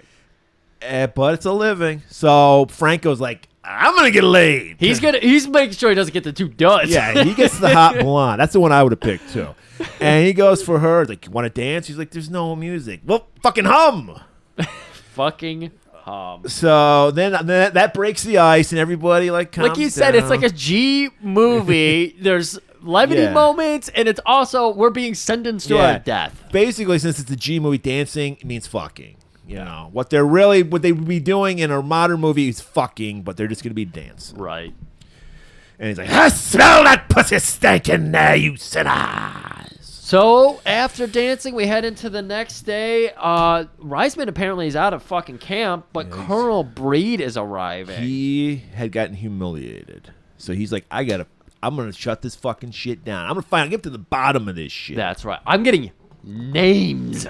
So he rolls up, and they got their fucking guns out and everything. right. And they're like, what the fuck's going on here? And Bowron's like, you can't do this, sir. I can do what the fuck I want. You see this? I'm a colonel. That's right. And he's like, I want to know who the fuck you are and what you're doing here. And they just, I don't know what you're talking about, sir. Right. They get all the Dirty Dozen out. They line them all up. And they like, take you guys fucking smell like shit and a little pussy stank too. What's going on here? I mean, the pussy stank was obvious. He's, of course, going to go tattle. He knows this. Apparently, he had somebody peeping on him, or one of the MPs talked about it, because Bree does know they had girls there the night before. And it's like, what kind of military men are unshaven and reek? And they're like, we're fine, sir. While the dozen are all in line and everything, it's Posey who goes, those are the fucking goons that beat up Władysław. Yeah, they do the telephone game. They pass it down, and that's the guy that fucked up Władysław. And then finally, Maggot's goes to Władysław. That's the guy that beat. Oh shit! That was the only time Maggot showed he was part of the team, though. Yeah, because he's not communicated. He's always in the watchtower. He's always isolated. That was the first time. It was like, oh, is Maggot kind of involved in this? Yeah, see, that's what we're thinking. Yeah, and so Bronson, of course, is like, I want to get my revenge. Right. And while that's going on... but I'm sorry, that also frees Reisman of the situation. Because they thought Reisman had the goons attack him, and now they know they're Breed's Well, that's guys. probably why Franco speaks up. Like, don't tell them anything, boys. Because they're trying to get names, like we said, and they're like, I'm number 8, sir. So he goes up, he goes, you must be the leader of this Dirty Dozen. See, that's how you say the Dirty Dozen. That's Franco. And he's just like, maybe I am, sir. It's like, what? Think about this, though. Right, Breed is all the way at the far left of the line. Franco's at the far right, and he tells Franco, fucking step in line over here. Come over here. I want to talk to you. And Franco was out of line, falls back into formation, and then just... Not gonna do that, sir. Just looks at his feet. Can't help you. So he's walking over and he's giving him all the grief, asking him about why they smell like shit. Yeah, and then he's just like, You need a shave, sir. I don't think I do, sir. I think you do, and I think we're going to force you to get a shave. And during this whole... Dry shave. That's right. Oh, God, that's the worst. Yeah, that would be rough. That's why he did it. While this whole interaction's been going on, everyone's focused on the Dirty Dozen. Well, we forgot about the Baker's Dozen. Right. He rolls up. He's driving his Jeep, and he spots the cars that came to the base. Like, what the fuck's going on here? Good thing he just had those brakes fixed. Right. Stops, sneaks out back. Fortunately, he's got some wire cutters on him, too. So he cuts his way into the base. Gets up onto the lookout tower. He gets up on a roof. MP40, and just fucking does his shit's about to go off. There's tension here. He just fucking shoots at the feet of Breed. You're right. And says, "Drop your fucking weapons." What? This is highly unlikely. What are you doing? I'm gonna get you thrown out. Drop your weapons. And then so they drop their weapons. The Dirty Dozen grab the weapons. They do little cheap shots on the guys. All but one. Maggot does not move. I thought he stepped on somebody's chest. Was that Bronson? That was Bronson. Okay. See, this is some great fucking subtle acting going on. That's right. Here. So they're taking all the guns and everything, and then they fall back into line. Give a cheap shot to one of the goons that beat up Bronson. And fucking a proud papa Reisman's like, we're a team now. We're a family. All right, and then we're cutting over, and Reisman, of course, is going to get punished for this. Even though Breed was the one stepping out of line, he's a tied. Colonel. He's always got his hat on right. And he's a colonel. Yeah. And so he's brought before General Warden. Thank you. And General Warden. Breed's all pissed off, and Reisman's like, "Oh, we're coming along great. This is the tightest unit I've ever worked with. We're gonna win this mission. We're gonna stop the fucking Nazis." Yeah, sorry, you're not gonna go on the mission because your boys got fucked. We heard about the girls. We heard everything about the girls. So you're not going on the mission, and in fact, everyone's just gonna go back to their prison sentence now. And fucking Reisman's like, "Oh, come on! Everybody's got some stank on the down low. I smell pussy stank right now." That's General Warden. I have seen so many Skittles out of buttholes out of you, sir. And Warden just giggles. I guess you're right. I do have some Skittles in my butthole right now. And Breed, probably the only time he's laid was his wedding night. He's just like shaking his fist. That's right. And Reisman's like, "Look here, I hear we got some war games coming up. How about this?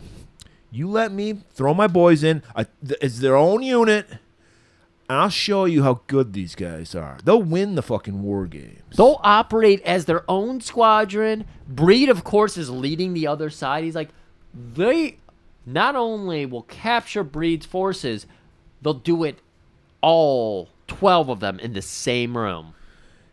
And Breed's like, "Smile, there's no way you're going to do that. I've never lost at war games. I've never won in war, but the war games, I kick ass at."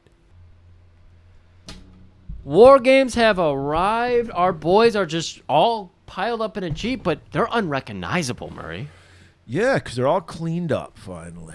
With hot water. They earned it. They earned it. Except for Bravos. He still has that giant mustache. Yeah. Was this guy big enough that he's like, "I ain't shaving my mustache. This is who I am." He did have the beard, too. So he shaved the beard and he just left the mustache. Yeah, I'm just saying. A soldier wouldn't have a giant mustache. It's true. I mean, come on. Some accuracy, people. Come on. So, yeah, I was a little confused by this, the war game scene because... It's all over the place. Yeah, their plan is kind of weird. So they're in a Jeep, and they have so to tell who's the enemy combatants. One side has a blue armband, the other side has a red armband. Much like our country, red state, blue state. Yeah, maybe that's where it came from. Breed is leading the red side. Yes, and we see our boys in blue. Yeah, and they're rolling into enemy territory, something like that. Yeah, because they stop. Oh wait. Change, and all of a sudden we see they're doing their little hide. This is why they're the Dirty Dozen, and why they're the only team that could do this, because they play by their own rules. Like every Cop in a Field episode, guys. Right. They play by their own rules. And so they change. They have a red and a blue armband, and they change into the red, the enemy armband. That's right. So, all right. So we see General Worden's there. He's going to observe. We see, I think his name was Armbruster, was the balding guy. Okay. He's an observer. He's just there to watch and see. Because, I guess we're in the middle of a war. Are we really doing war games? We're in the middle of a war? I don't know. Yeah, really. I guess they just want to. Maybe we haven't entered yet. 'Cause I think is it. I don't know what year this was supposed to take well, place. it's supposed. Actually, It's. I know they were going after Nazis, but It's World War II. the mission is supposed to be the day before D-Day. Okay. And I know we didn't enter. Like World War II was happening before America entered because we were selling guns to everybody. And we didn't get. And then we got attacked by the Japanese. Yeah. Okay, I mean, right now Jack Baylor's tearing his hair out. Yeah, I know. I'm sorry, Jack. Because that's his wheelhouse, World War II. But we're trying. And so, okay, this is a scene. I understand we got to show Breed get his face rubbed in shit, but we could have taken the scene because it's a good 20-minute scene. It's we could have trimmed the fat. We'll see how good we do with it. Yeah, because maybe we spend 9 hours on it. confused. I was really confused by this. I was like, wait, because like in the middle of it, I'm like, what side is our Dirty Dozen supposed to be on? Are they supposed to be? Are they operating completely in between? I don't understand it. Reisman. One moment they had purple armbands. I don't know what that was about. Like, one point they had bandanas around each of their necks, yellow, and I was like, oh Jesus, that's a big fucking piss. Yeah, what is blue again? Blue. Red blue. is fisting, right? Red was fisting. I think blue is just like cuddling.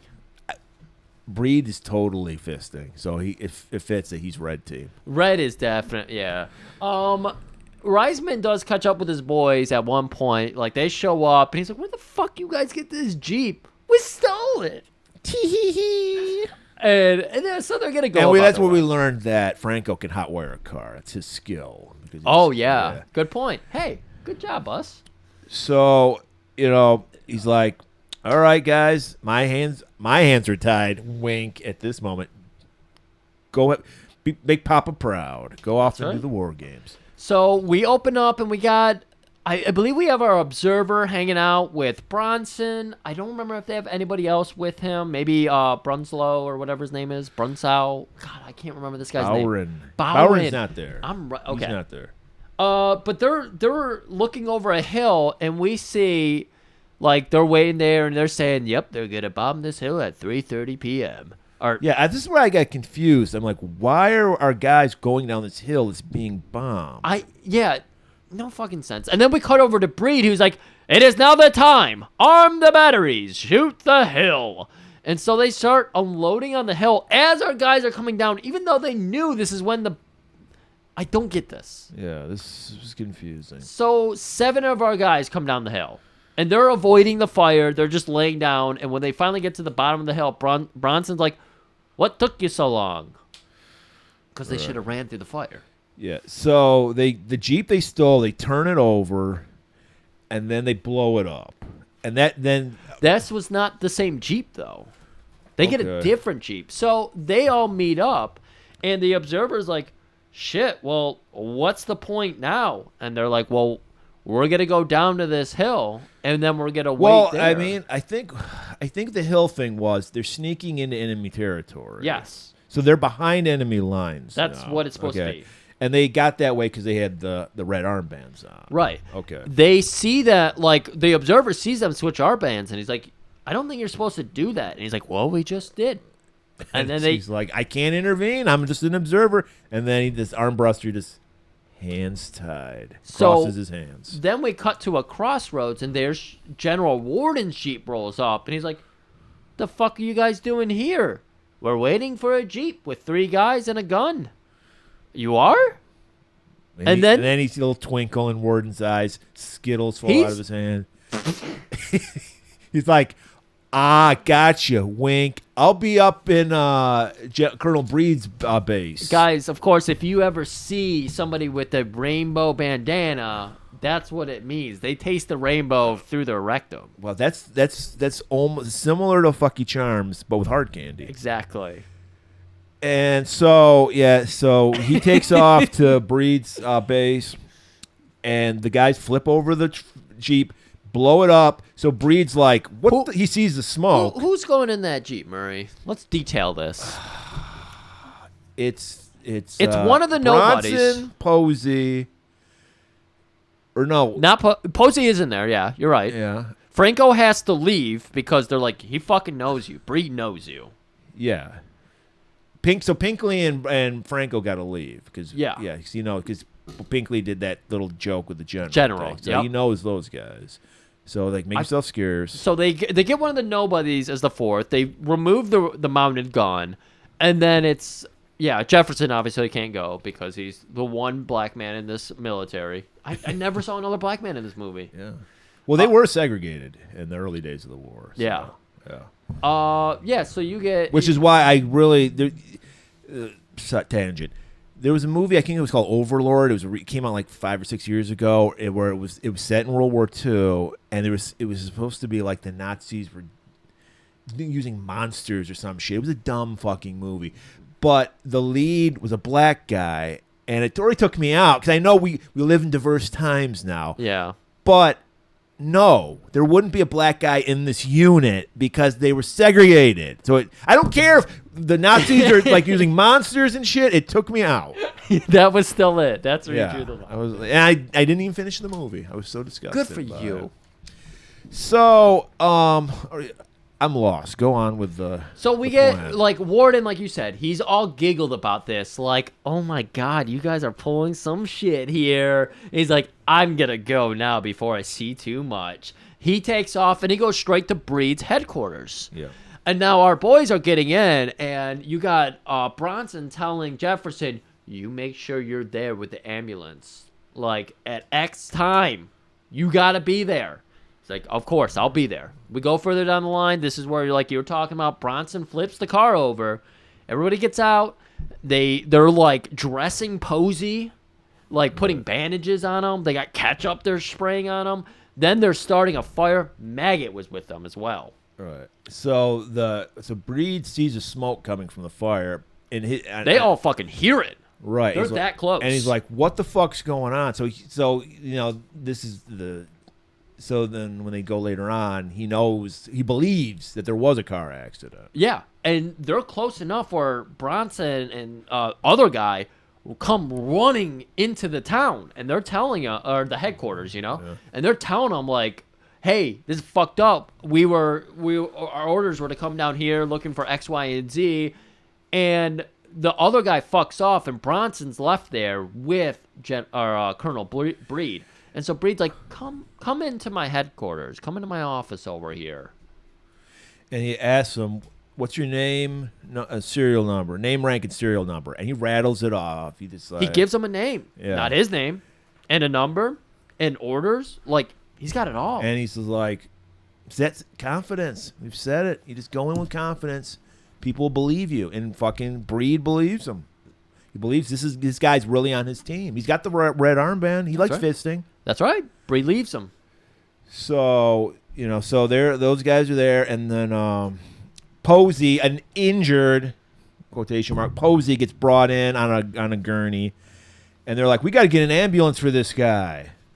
Of course, like we were talking about, General Warden, he's in here watching the whole popping those Skittles in his mouth, and he is just like enjoying himself. Jimenez is the other guy with Jimenez. With that's Bronson. why I put it in there. Yeah. I don't know if you corrected it, but I just put Jimenez in there because, like you said, we have Vladik, we have Vlad. No, I said Sawyer, Lever, yep, Gilpin. There is like 5 Sleepy, people. Dopey, Bashful. Yes, they are the fucking. So Jefferson's job was to get that ambulance, and he spots one going down the road, so he gets in front of it.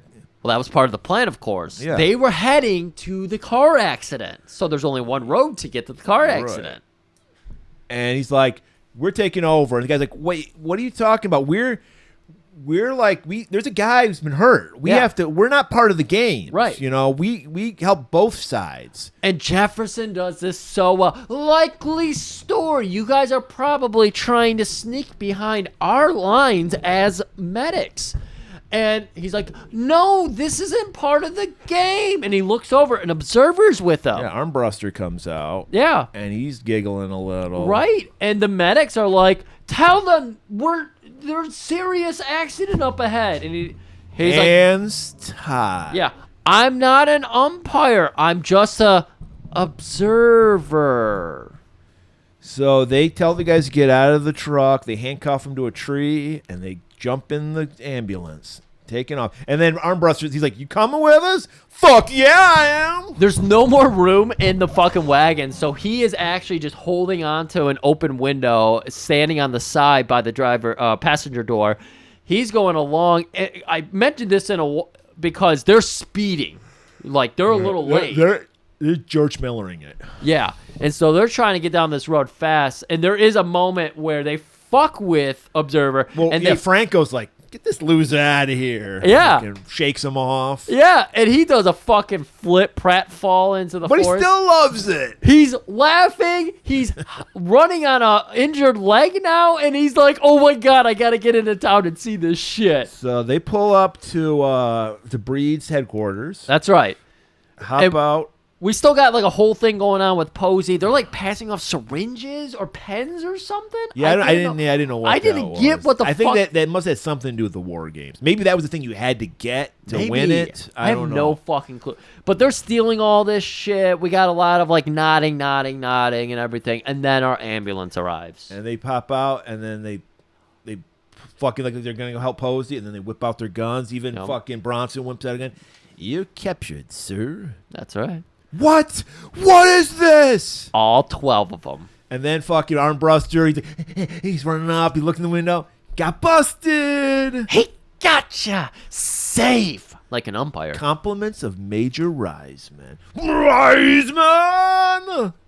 All right, we're cutting to, and now we're doing our own version of the Last Supper. Right. Long table, big turkey in the middle, Jesus Christ right there. Handing out the loaves and the fishes. That's right, and the wine. Wine, you got it, man. Don't forget the wine. Cigars, too. And then Reisman's like, boy, you guys were in well, I mean, it was my fault, but you were in trouble over that pussy stank, but you pulled it out. You came through. I'm proud of you guys. He's actually, because before this, he was like, these guys are criminals. Like, fuck these guys. But he's coming around. He is, yeah. I don't know if it's because he's so fucking proud of himself because he brought him around, but hey, maybe they taught each other something. Well, at the end of the day, the birds of a feather. Like, he plays by his rules, they play by his. Right. And they got fucking results. Right. So it's like, all right, this is the Last Supper. We're going to go over it one more time. We learned, they basically shorthand. He finally did tell him the mission. Right. And they got a little diorama of the chateau and everything they got to be. All right, you idiots. You deadheads. We're going to go over this one more time. Step 1. We'll both do it. Down to the roadblock. We've just begun. 2. The guards are through. 3. The Major's men are on a spree. 4. Major and Vladislav go through the door. 5.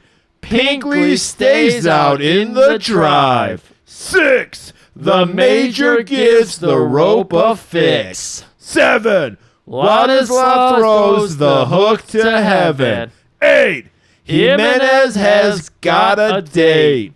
9. The other guys go up the line.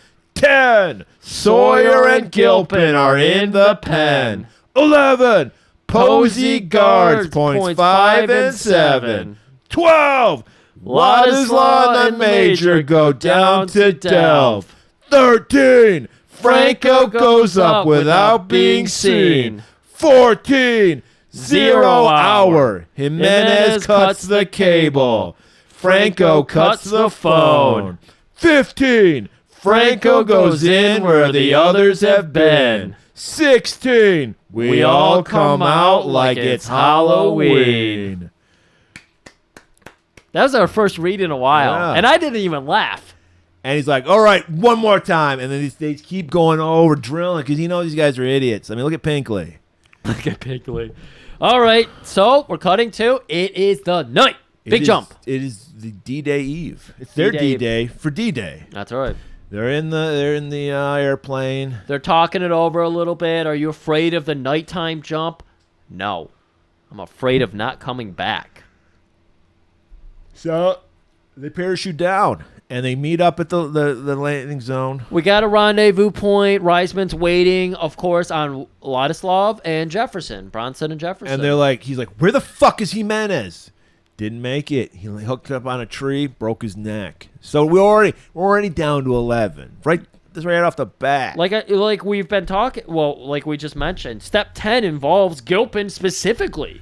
So we need someone to replace Gilpin. No, Gilpin's alive. Excuse me. Jimenez, yeah. Jimenez. Yeah, Jimenez has a spot too, though. And so they're like, shit, Gilpin, you're going to take over. And so they redo the rhyme with Gilpin instead of Jimenez. Right. So they walk to the. Obviously, they got to be far away. They can't really see him So they walk to the chateau. Pinkley, Reisman, and Vladislav separate themselves. They put on some Nazi uniforms. Right. They're going to be, because Bronson is the German speaker, they're Right. going to be going into disguise. So they need to Right. get their disguise. They need to get a car because they need to enter like Right. they're supposed to be there. So they walk up on a guard tower. The guards are just being idiots, not paying attention. We actually get like German translation. They're just talking about the Skittles they're going to fuck each other with later that Right, night. because this is a total fuck palace. Well, you always hear the craziest porn is German porn. Well, yeah, I mean, this is some like I don't know I imagine what's going on in here is like those other fucking Nazi PlayStation movies, like I think Salon Kitty and all, where they got kids eating shit and a lot of sick, weird shit going on. Gotta be some poops. Yeah, it's German. And so they kill the guards. Right. Then Pinkley pretends to be a guard. Right. Car rolls up. Bronson comes out, silencer, shoots the guys, get rid of the bodies. They got a car. They're ready to go. All right. Jefferson and crew see that. They got their car. They're waiting. They're moving in kind of behind them. So we get all the way up to the chateau. Bronson and Reisman, they're right in. They look the part. Pingsley, of course, just like fucking step, 5. Pinkley stays out in Well, the he's drive. the driver, so yeah. So he has to play the role of a driver. He wouldn't be allowed in on And this so what else is thing. his job, though, Murray? Guard the car. Not guard the car. He's supposed to be looking out for guards, and Well, he's yeah. sending signals. But this makes no sense. Why would their car just sit out front? I know. No other know. cars sitting out front. This is one of those, yeah. Because there's no other car in this circle here, but he just hangs out here. So while that's going on, we got Posey and Jimenez. Not Jimenez, Bravos. They're setting up a foxhole. They're going to guard the road into the chateau. Right. We got Gilpin and Sawyer. They set up a machine gun guarding the bridge. There's this little bridge that goes over a river that goes right by the chateau. Right. So they're set up outside. Jefferson and Franco, they're like... They got to move in closer to the chateau because they're Right. going to be going inside and on the roof. Right. And so Franco climbs up a telephone pole and he cuts like the telephone lines. And so, okay. So now we got our boys, Reisman and Bronson. They walk in.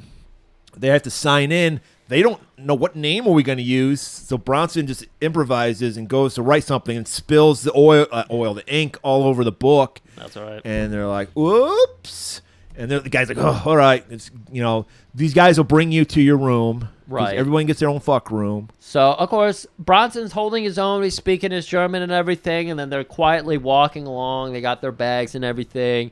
And they pass by a couple generals talking to each other. And we hear them clearly speaking German and everything. They get into the room. And they blow off these guys. 'Cause then the general's like, what the fuck? Oh, they did? Yeah. And then I didn't even notice. they just like, whatever, fuck those guys. And they keep going. And then he's like, they get into they see room 11. That's the room they need to get into because that's the one that's facing the side of the house. Oh, right. Okay. And they go into their room. They got their fucking the Germans think it's their like gimp wear and shit in their little duffel bags, but it's their gear. Go in the room, and then Reisman's like, "Hey, how's your German going? I could barely understand what the fuck they're saying. I can't even do this book. I'd like to read it, but it looks like it's dirty, but I can't fucking read it." That was the best. I felt like it was an ad-lib. He's just like, hey, there's a dirty book here. I wish I could read it. And Reisman's like, look, just look mean and grunt. Can you do that? All right, so we go out to that balcony, and there's Jefferson and the crew. And they're waiting, of course, for the ropes to be dropped. And they start lowering everything. We see one rope's tied off. Reisman and Bronson sneak into room 11. Oh, yeah, they. And they go out to the balcony, and like Reisman ties off the rope because they got to. There's one rope to the balcony, and there's one from the balcony to the roof. Because they got to take out the radio tower. Because they also noticed when they were in there, their radio room where the guy was like listening to shit. Good point. Yes. So now Bronson, we saw earlier, right when they first started training, Bronson with that grappling hook, and he's like swinging the hook to heaven, swings it up, slides off. Like, what the fuck? Franco's like, I knew that fucking Pollock couldn't do it. Right. We're all getting agitated here, and just as that's happening, you got Pinkley calling out, fucking hide this shit. Yeah, because the guard's getting to make his next round. Right. So he's going around. So they go to hide and everything, and then Reisman realizes, I left my rope dangling there. And the guard, it just happens to be stupid enough. He just passes right by it, doesn't even pay attention to it. Maybe some autoerotic asphyxiation was happening. It's Germany, of course. Yeah. He's like, oh my God. Don't ask, don't tell. They're playing fuck the rope. I want to play. So they just go right by, and they get right back. Bronson's out there trying to hook the fucking roof. He keeps missing. Maggot's going fucking insane. Like you said, he's like using every good Polish slur he can think of. But then finally Bronson hooks it. Right. All right, let's go. Told you I would get it in 9. So, all right, so Maggot and Jefferson are to get inside the chateau. Gilpin's job is to take out the radio tower. Gilpin's new job, yeah. So he goes climbing up to the top. As he's walking across there, his foot falls through the roof, and it's stuck. Ugh. And he's just like, fuck, the tension's building. Right. And he's not just going to pull it straight out. I mean, it looked like it would have been bad. It might have got fucking some of that laugh stuck into his ankle or something, but still. So Jefferson and Maggot go into the room 11. Once they climbed up the balcony, they were going inside. So they're on the second floor, and they're going to be like, I don't even know. I don't know why they were doing this. It seems like dangerous for no reason. Right. They like needed people on every level, apparently. I don't know. But they're just walking out in the hallway and shit. Literally, like, we're so tense about this. We had a scene there where, or maybe we didn't get it yet. I thought we already had it, where Bronson and Reisman are walking out with their bags because their bags have guns in it, or the ropes in it. Oh, we already missed that. Yeah. But it's like we clearly see that the help is walking around on the second floor, and that's what they bumped into. But yeah, Maggot and Jefferson are up on the second floor, and they're just like door open, walking out like they belong here. They're in fucking soldier fatigues. They're in the helmet and the fucking camo, and they're just walking around. And so maybe they're just there to make sure no one is up on this level. Maybe. So Napoleon goes in a room, Jefferson, and he's like, Maggot, get the fuck out of the hall, get in the room. And he's just like, Maggot's just like looking at the decor, just like, oh. By the way, there's non-stop paintings of Hitler everywhere in this room. There's busts of him. There's a naked statue where he's peeing, like with the water's pouring. It's like a fountain. Oh yeah, and there's an ice sculpture of him. His wiener is an elephant trunk. Right. It's like looped over his wrist and then peeing on somebody because it's German. Right. And yeah, that's it. There's like a prostitute with her mouth open below the fountain that he's peeing on. Right. Of course, blonde hair, blue-eyed. So Maggot goes into one of the rooms like, I'm going to take a nap. He just lays. He's like giggling. He's got a grenade, and he's tossing it to himself. He's like, we're going to blow this place up. Kaboom! Sluts, whores, dead, fire, vengeance. And then one of the hoo-ahs that they hired, she's supposed to meet Wolfgang. Wolfgang, are you fit now? And he's like, ugh. He scurries, hides behind a fucking the Skittles are starting to pour out to my butt. He hides behind the curtain. He's like, Maggot likes to watch. Maggot's like, wait, what is this about Skittles? I've never heard of this. He sprechen say Skittles. Is this some of that German Skittle porn I've been hearing about? So she's looking, Wolfgang, where are you? The Skittles are melting. Wait, no, Skittles don't melt, Murray. They melt in your mouth and in your ass. Not in your hand, though. Not in your hand. That's the phrase. Melts in your mouth, not in your ass. Yeah, that's right. Skittles. That's right. You need to know that right now because we're going to Pride Month, and of course, M&Ms are very hot on the Pride. And hey, we're Detroit. We know our M&Ms. That's right. So Maggot goes up behind her, covers her mouth, puts a knife to her throat.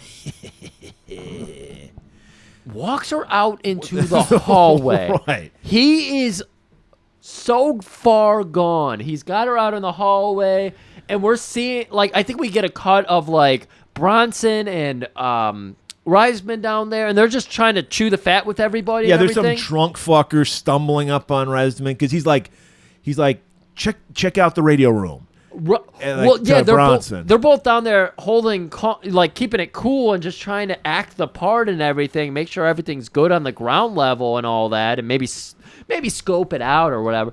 And that's when we cut back up to Telly, Maggot, who's pushed that woman out of the room now, and he's got the knife to her throat, and he's like, scream, you whore. He's doing a fuck. He's like, creepy as shit. What? And then he's like, scream, you fucking whore. And then she screams. And then there's like some general down there. Somebody's getting some Skittles. Yeah, literally laughing. He's like, oh, she is tasting the flambo. And like fucking Reisman sweats like, oh, fucking hell, these Germans are freaks. That's when he gives Bronson the cue, like, go kill the fucking radio man. And then some drunk stumbles up. No. And he's like, well, this guy doesn't like the party. And goes over, finds the frat frumpy bitch, who is also the prostitute the night before. And then we go back to Maggot, and then it's like, this chick's in some freaky shit. She starts smiling at Maggot. I know, I didn't get this at all. She's like, oh, yes. Yeah. She's putting her hand below her butt. She's like offering him the Skittles, and then she's moving in closer to feed him the Skittles, and while she's doing that, stabs herself on his knife. And as we've told you once, we've told you a million times, you make no sound when you get stabbed. Well, yeah, you just see the Skittles. It's straight out of E.T. You see the Skittles drop right out of her hand. Reese's Pieces. But oh, I meant Reese's Pieces. Yeah. She had Reese's Pieces in her ass? She might have. It's called a George Washington Carver. So then Maggot just starts shooting his gun. He's just fucking living life. He's living his best life. He's living his truth. We even see a moment here where Jefferson like pops out of a room and is like ready to shoot Maggot, but Maggot turns around too quickly that Jefferson has to hide again.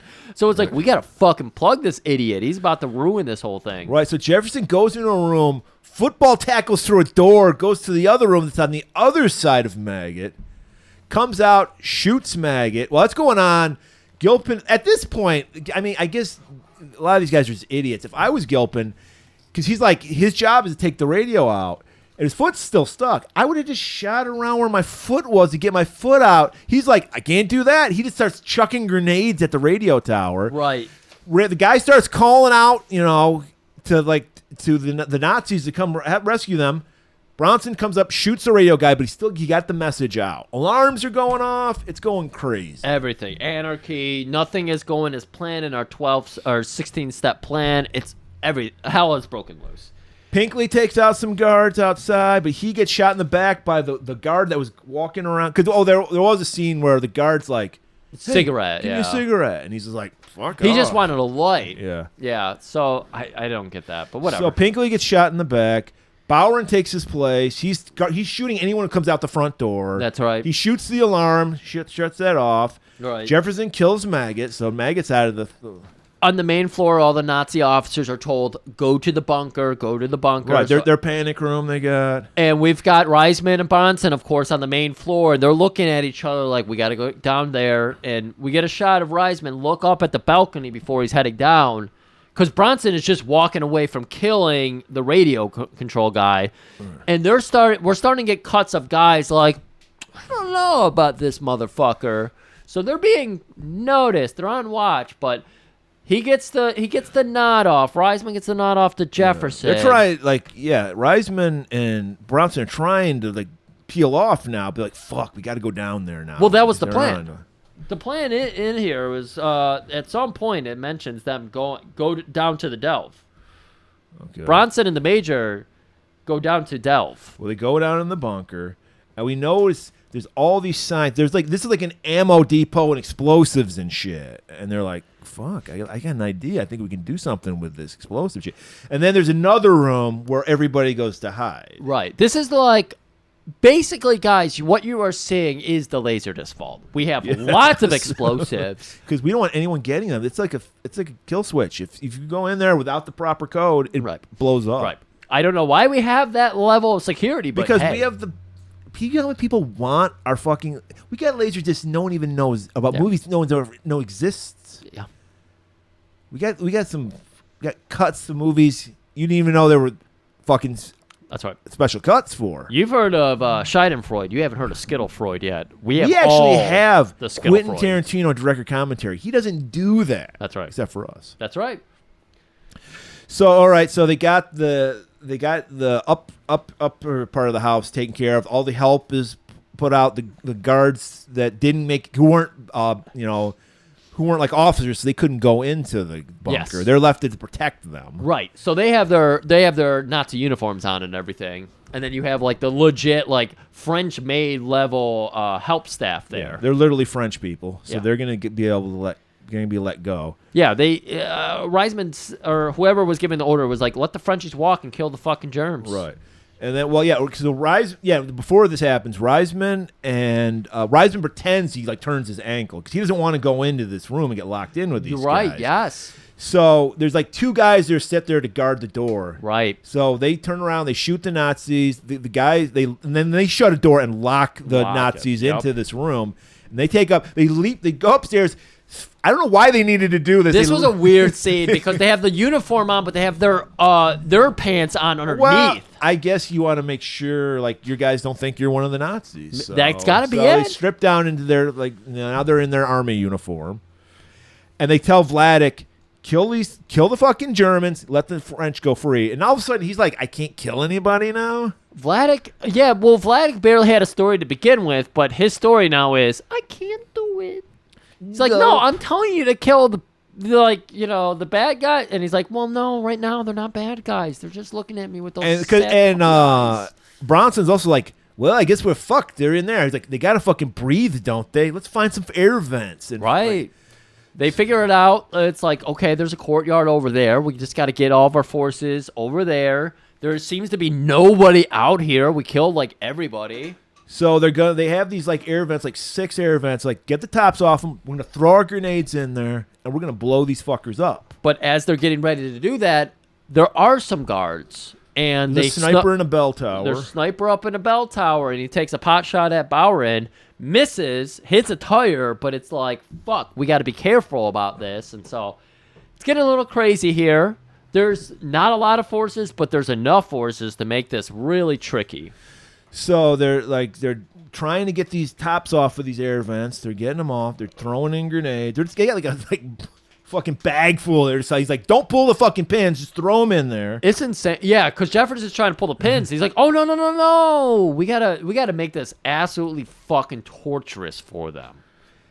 Got to make this explosion enormous. So Bowron, he goes over to help. He gets shot in the legs. Yes, he does. Vladik comes out. I guess he did kill the fucking Nazis. Yeah, we don't know. This is a question for everybody. He comes out to help Bowron, gets shot in the head by the sniper. Right. They take out the sniper because they find where his position is. That's right. So now they're throwing all these bombs. And then fucking Reisman's like, you know what? Grenades aren't enough. Throw gasoline down these fucking air vents. Gotta make sure that whole fucking system goes up, So they're just pouring and because the Nazis are trying to, because there's these like grates covering the vents, so they're trying to grab the grenades to get them. Right. But no, they can't get them. That was a fucking good scene because it's just like the vents have a grate into the sewer system that they're hanging out in.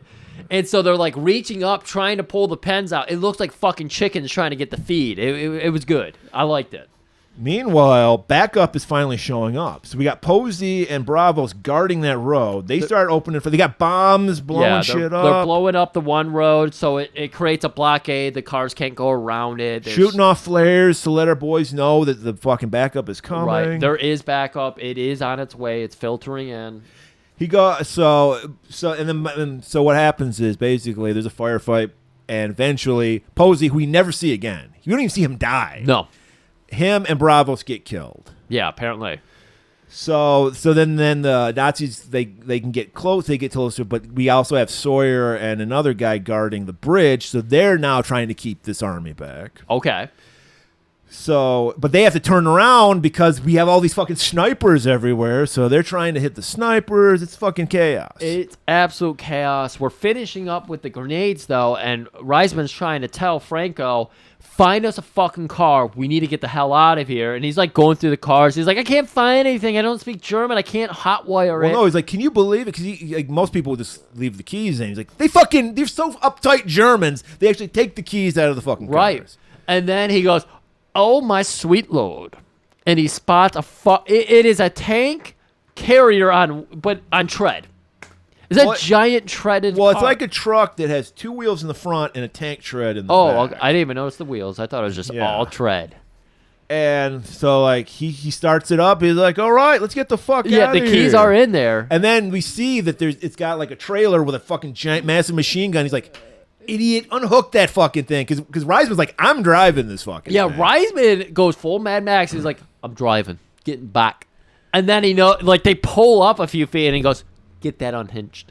So Franco does it. You can see he's like, you motherfucker telling me what to do, but he does it. So they're like, Jefferson, you're black, so you're obviously the fastest person here. You need to drop an individual unpinned grenade into each vent and make it back to us, and we're getting the fuck out of here. Can you do that? It's like, yeah I can fucking do that. They told him this whole fucking underground is a bomb on fucking stilts, so you need to hit every one of them. And he's like, I get it. Get that fucking car far away from here because I'm gonna hit you guys in stride. While they're doing all that talking, there's a guard who's playing dead. Yeah. And he notices. So as Reisman takes off, Bronson goes to get in the car. Guard jumps up, shoots Bronson in the leg. They kill that guard. So now Bronson's shot. I think eventually Reisman gets shot too. Reisman gets shot later in the bridge okay, fight. so now we get the scene because come on. We got the it's Jim Brown. At the time, we got the greatest running back of all time before Barry Sanders. And so he does the move where he chucks them all down there. And you got all the Franco. Oh my God! Even Franco, who you know is super racist, is like, "Come on, let's fucking go!"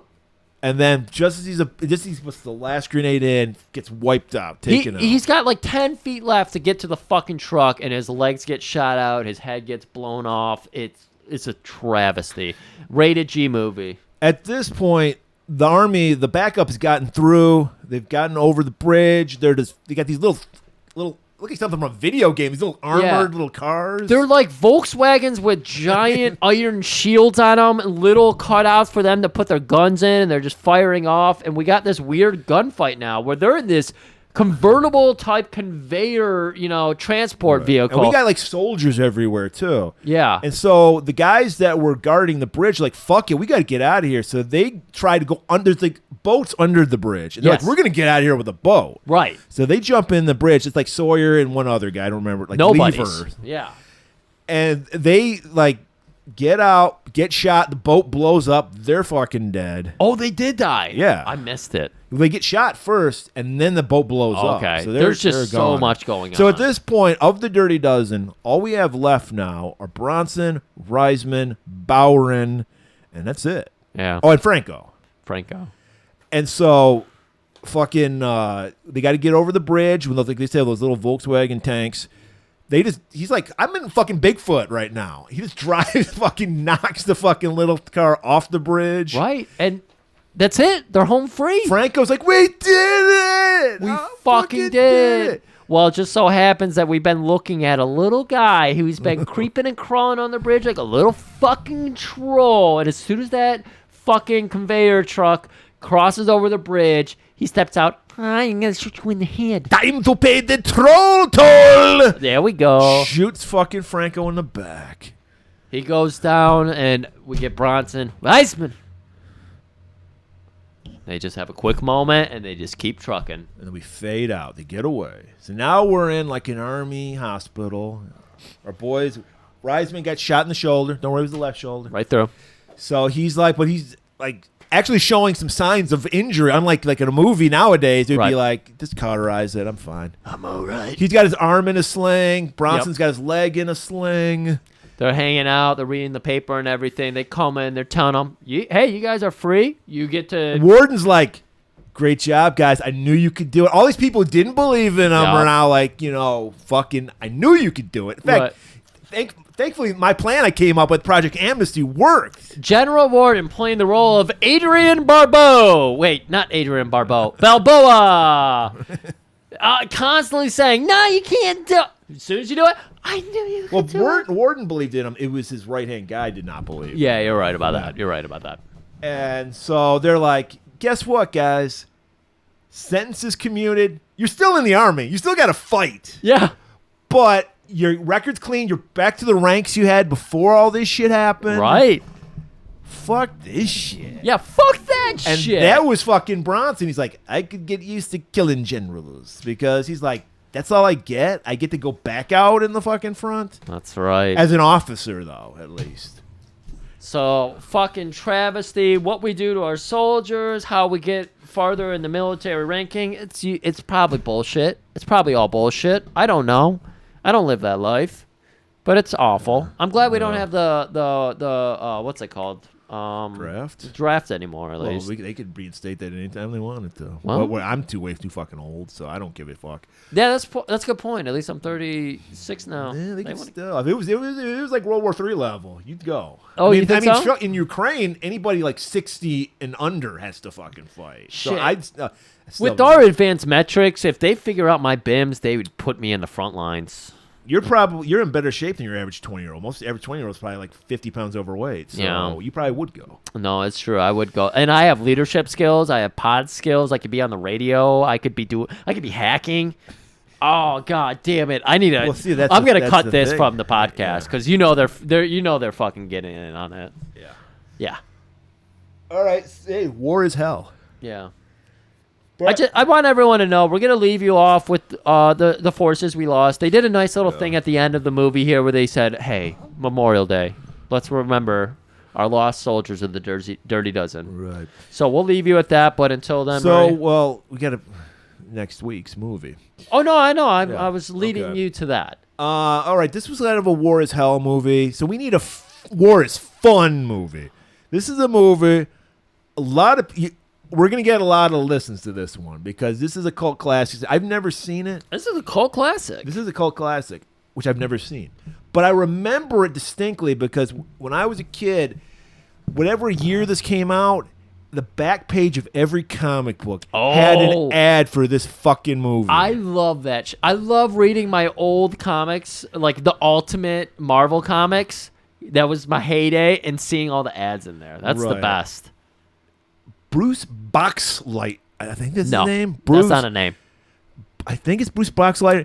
He was. Who's the square? There's Janet. Is it Brad and Rocky Horror? The square couple. Is it Janet and Brad? I've never seen Rocky Horror. I think it's Brad, but it's the square guy from Rocky Horror. He is the fucking badass hero in this movie. That's not. He's got his feathered hair, his beard. It's Mega Force. God, this is like basically G.I. Joe movie. Before there was G.I. Joe. I love the sound of that, though. That makes so maybe I've never, we have sketchy times when we do movies we both have never seen. So I'm not making any promises. Okay. You just know the ads from comic books. Right, and I know it's ridiculous. I know there's a flying motorcycle in it, okay? All right, let's fucking go. You're right. This is G.I. Joe. Yes, so... Snake Eyes. So, USA, #1. And on this Memorial Day week, remember... to keep it warm.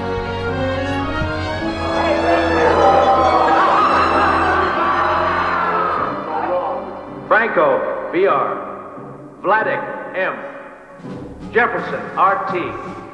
Pinkley, VL. Gilpin, S.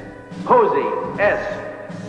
Sawyer, SK. Lever, R. Bravos, TR. Jimenez, JP. Maggot, AJ. They lost their lives in the line of duty.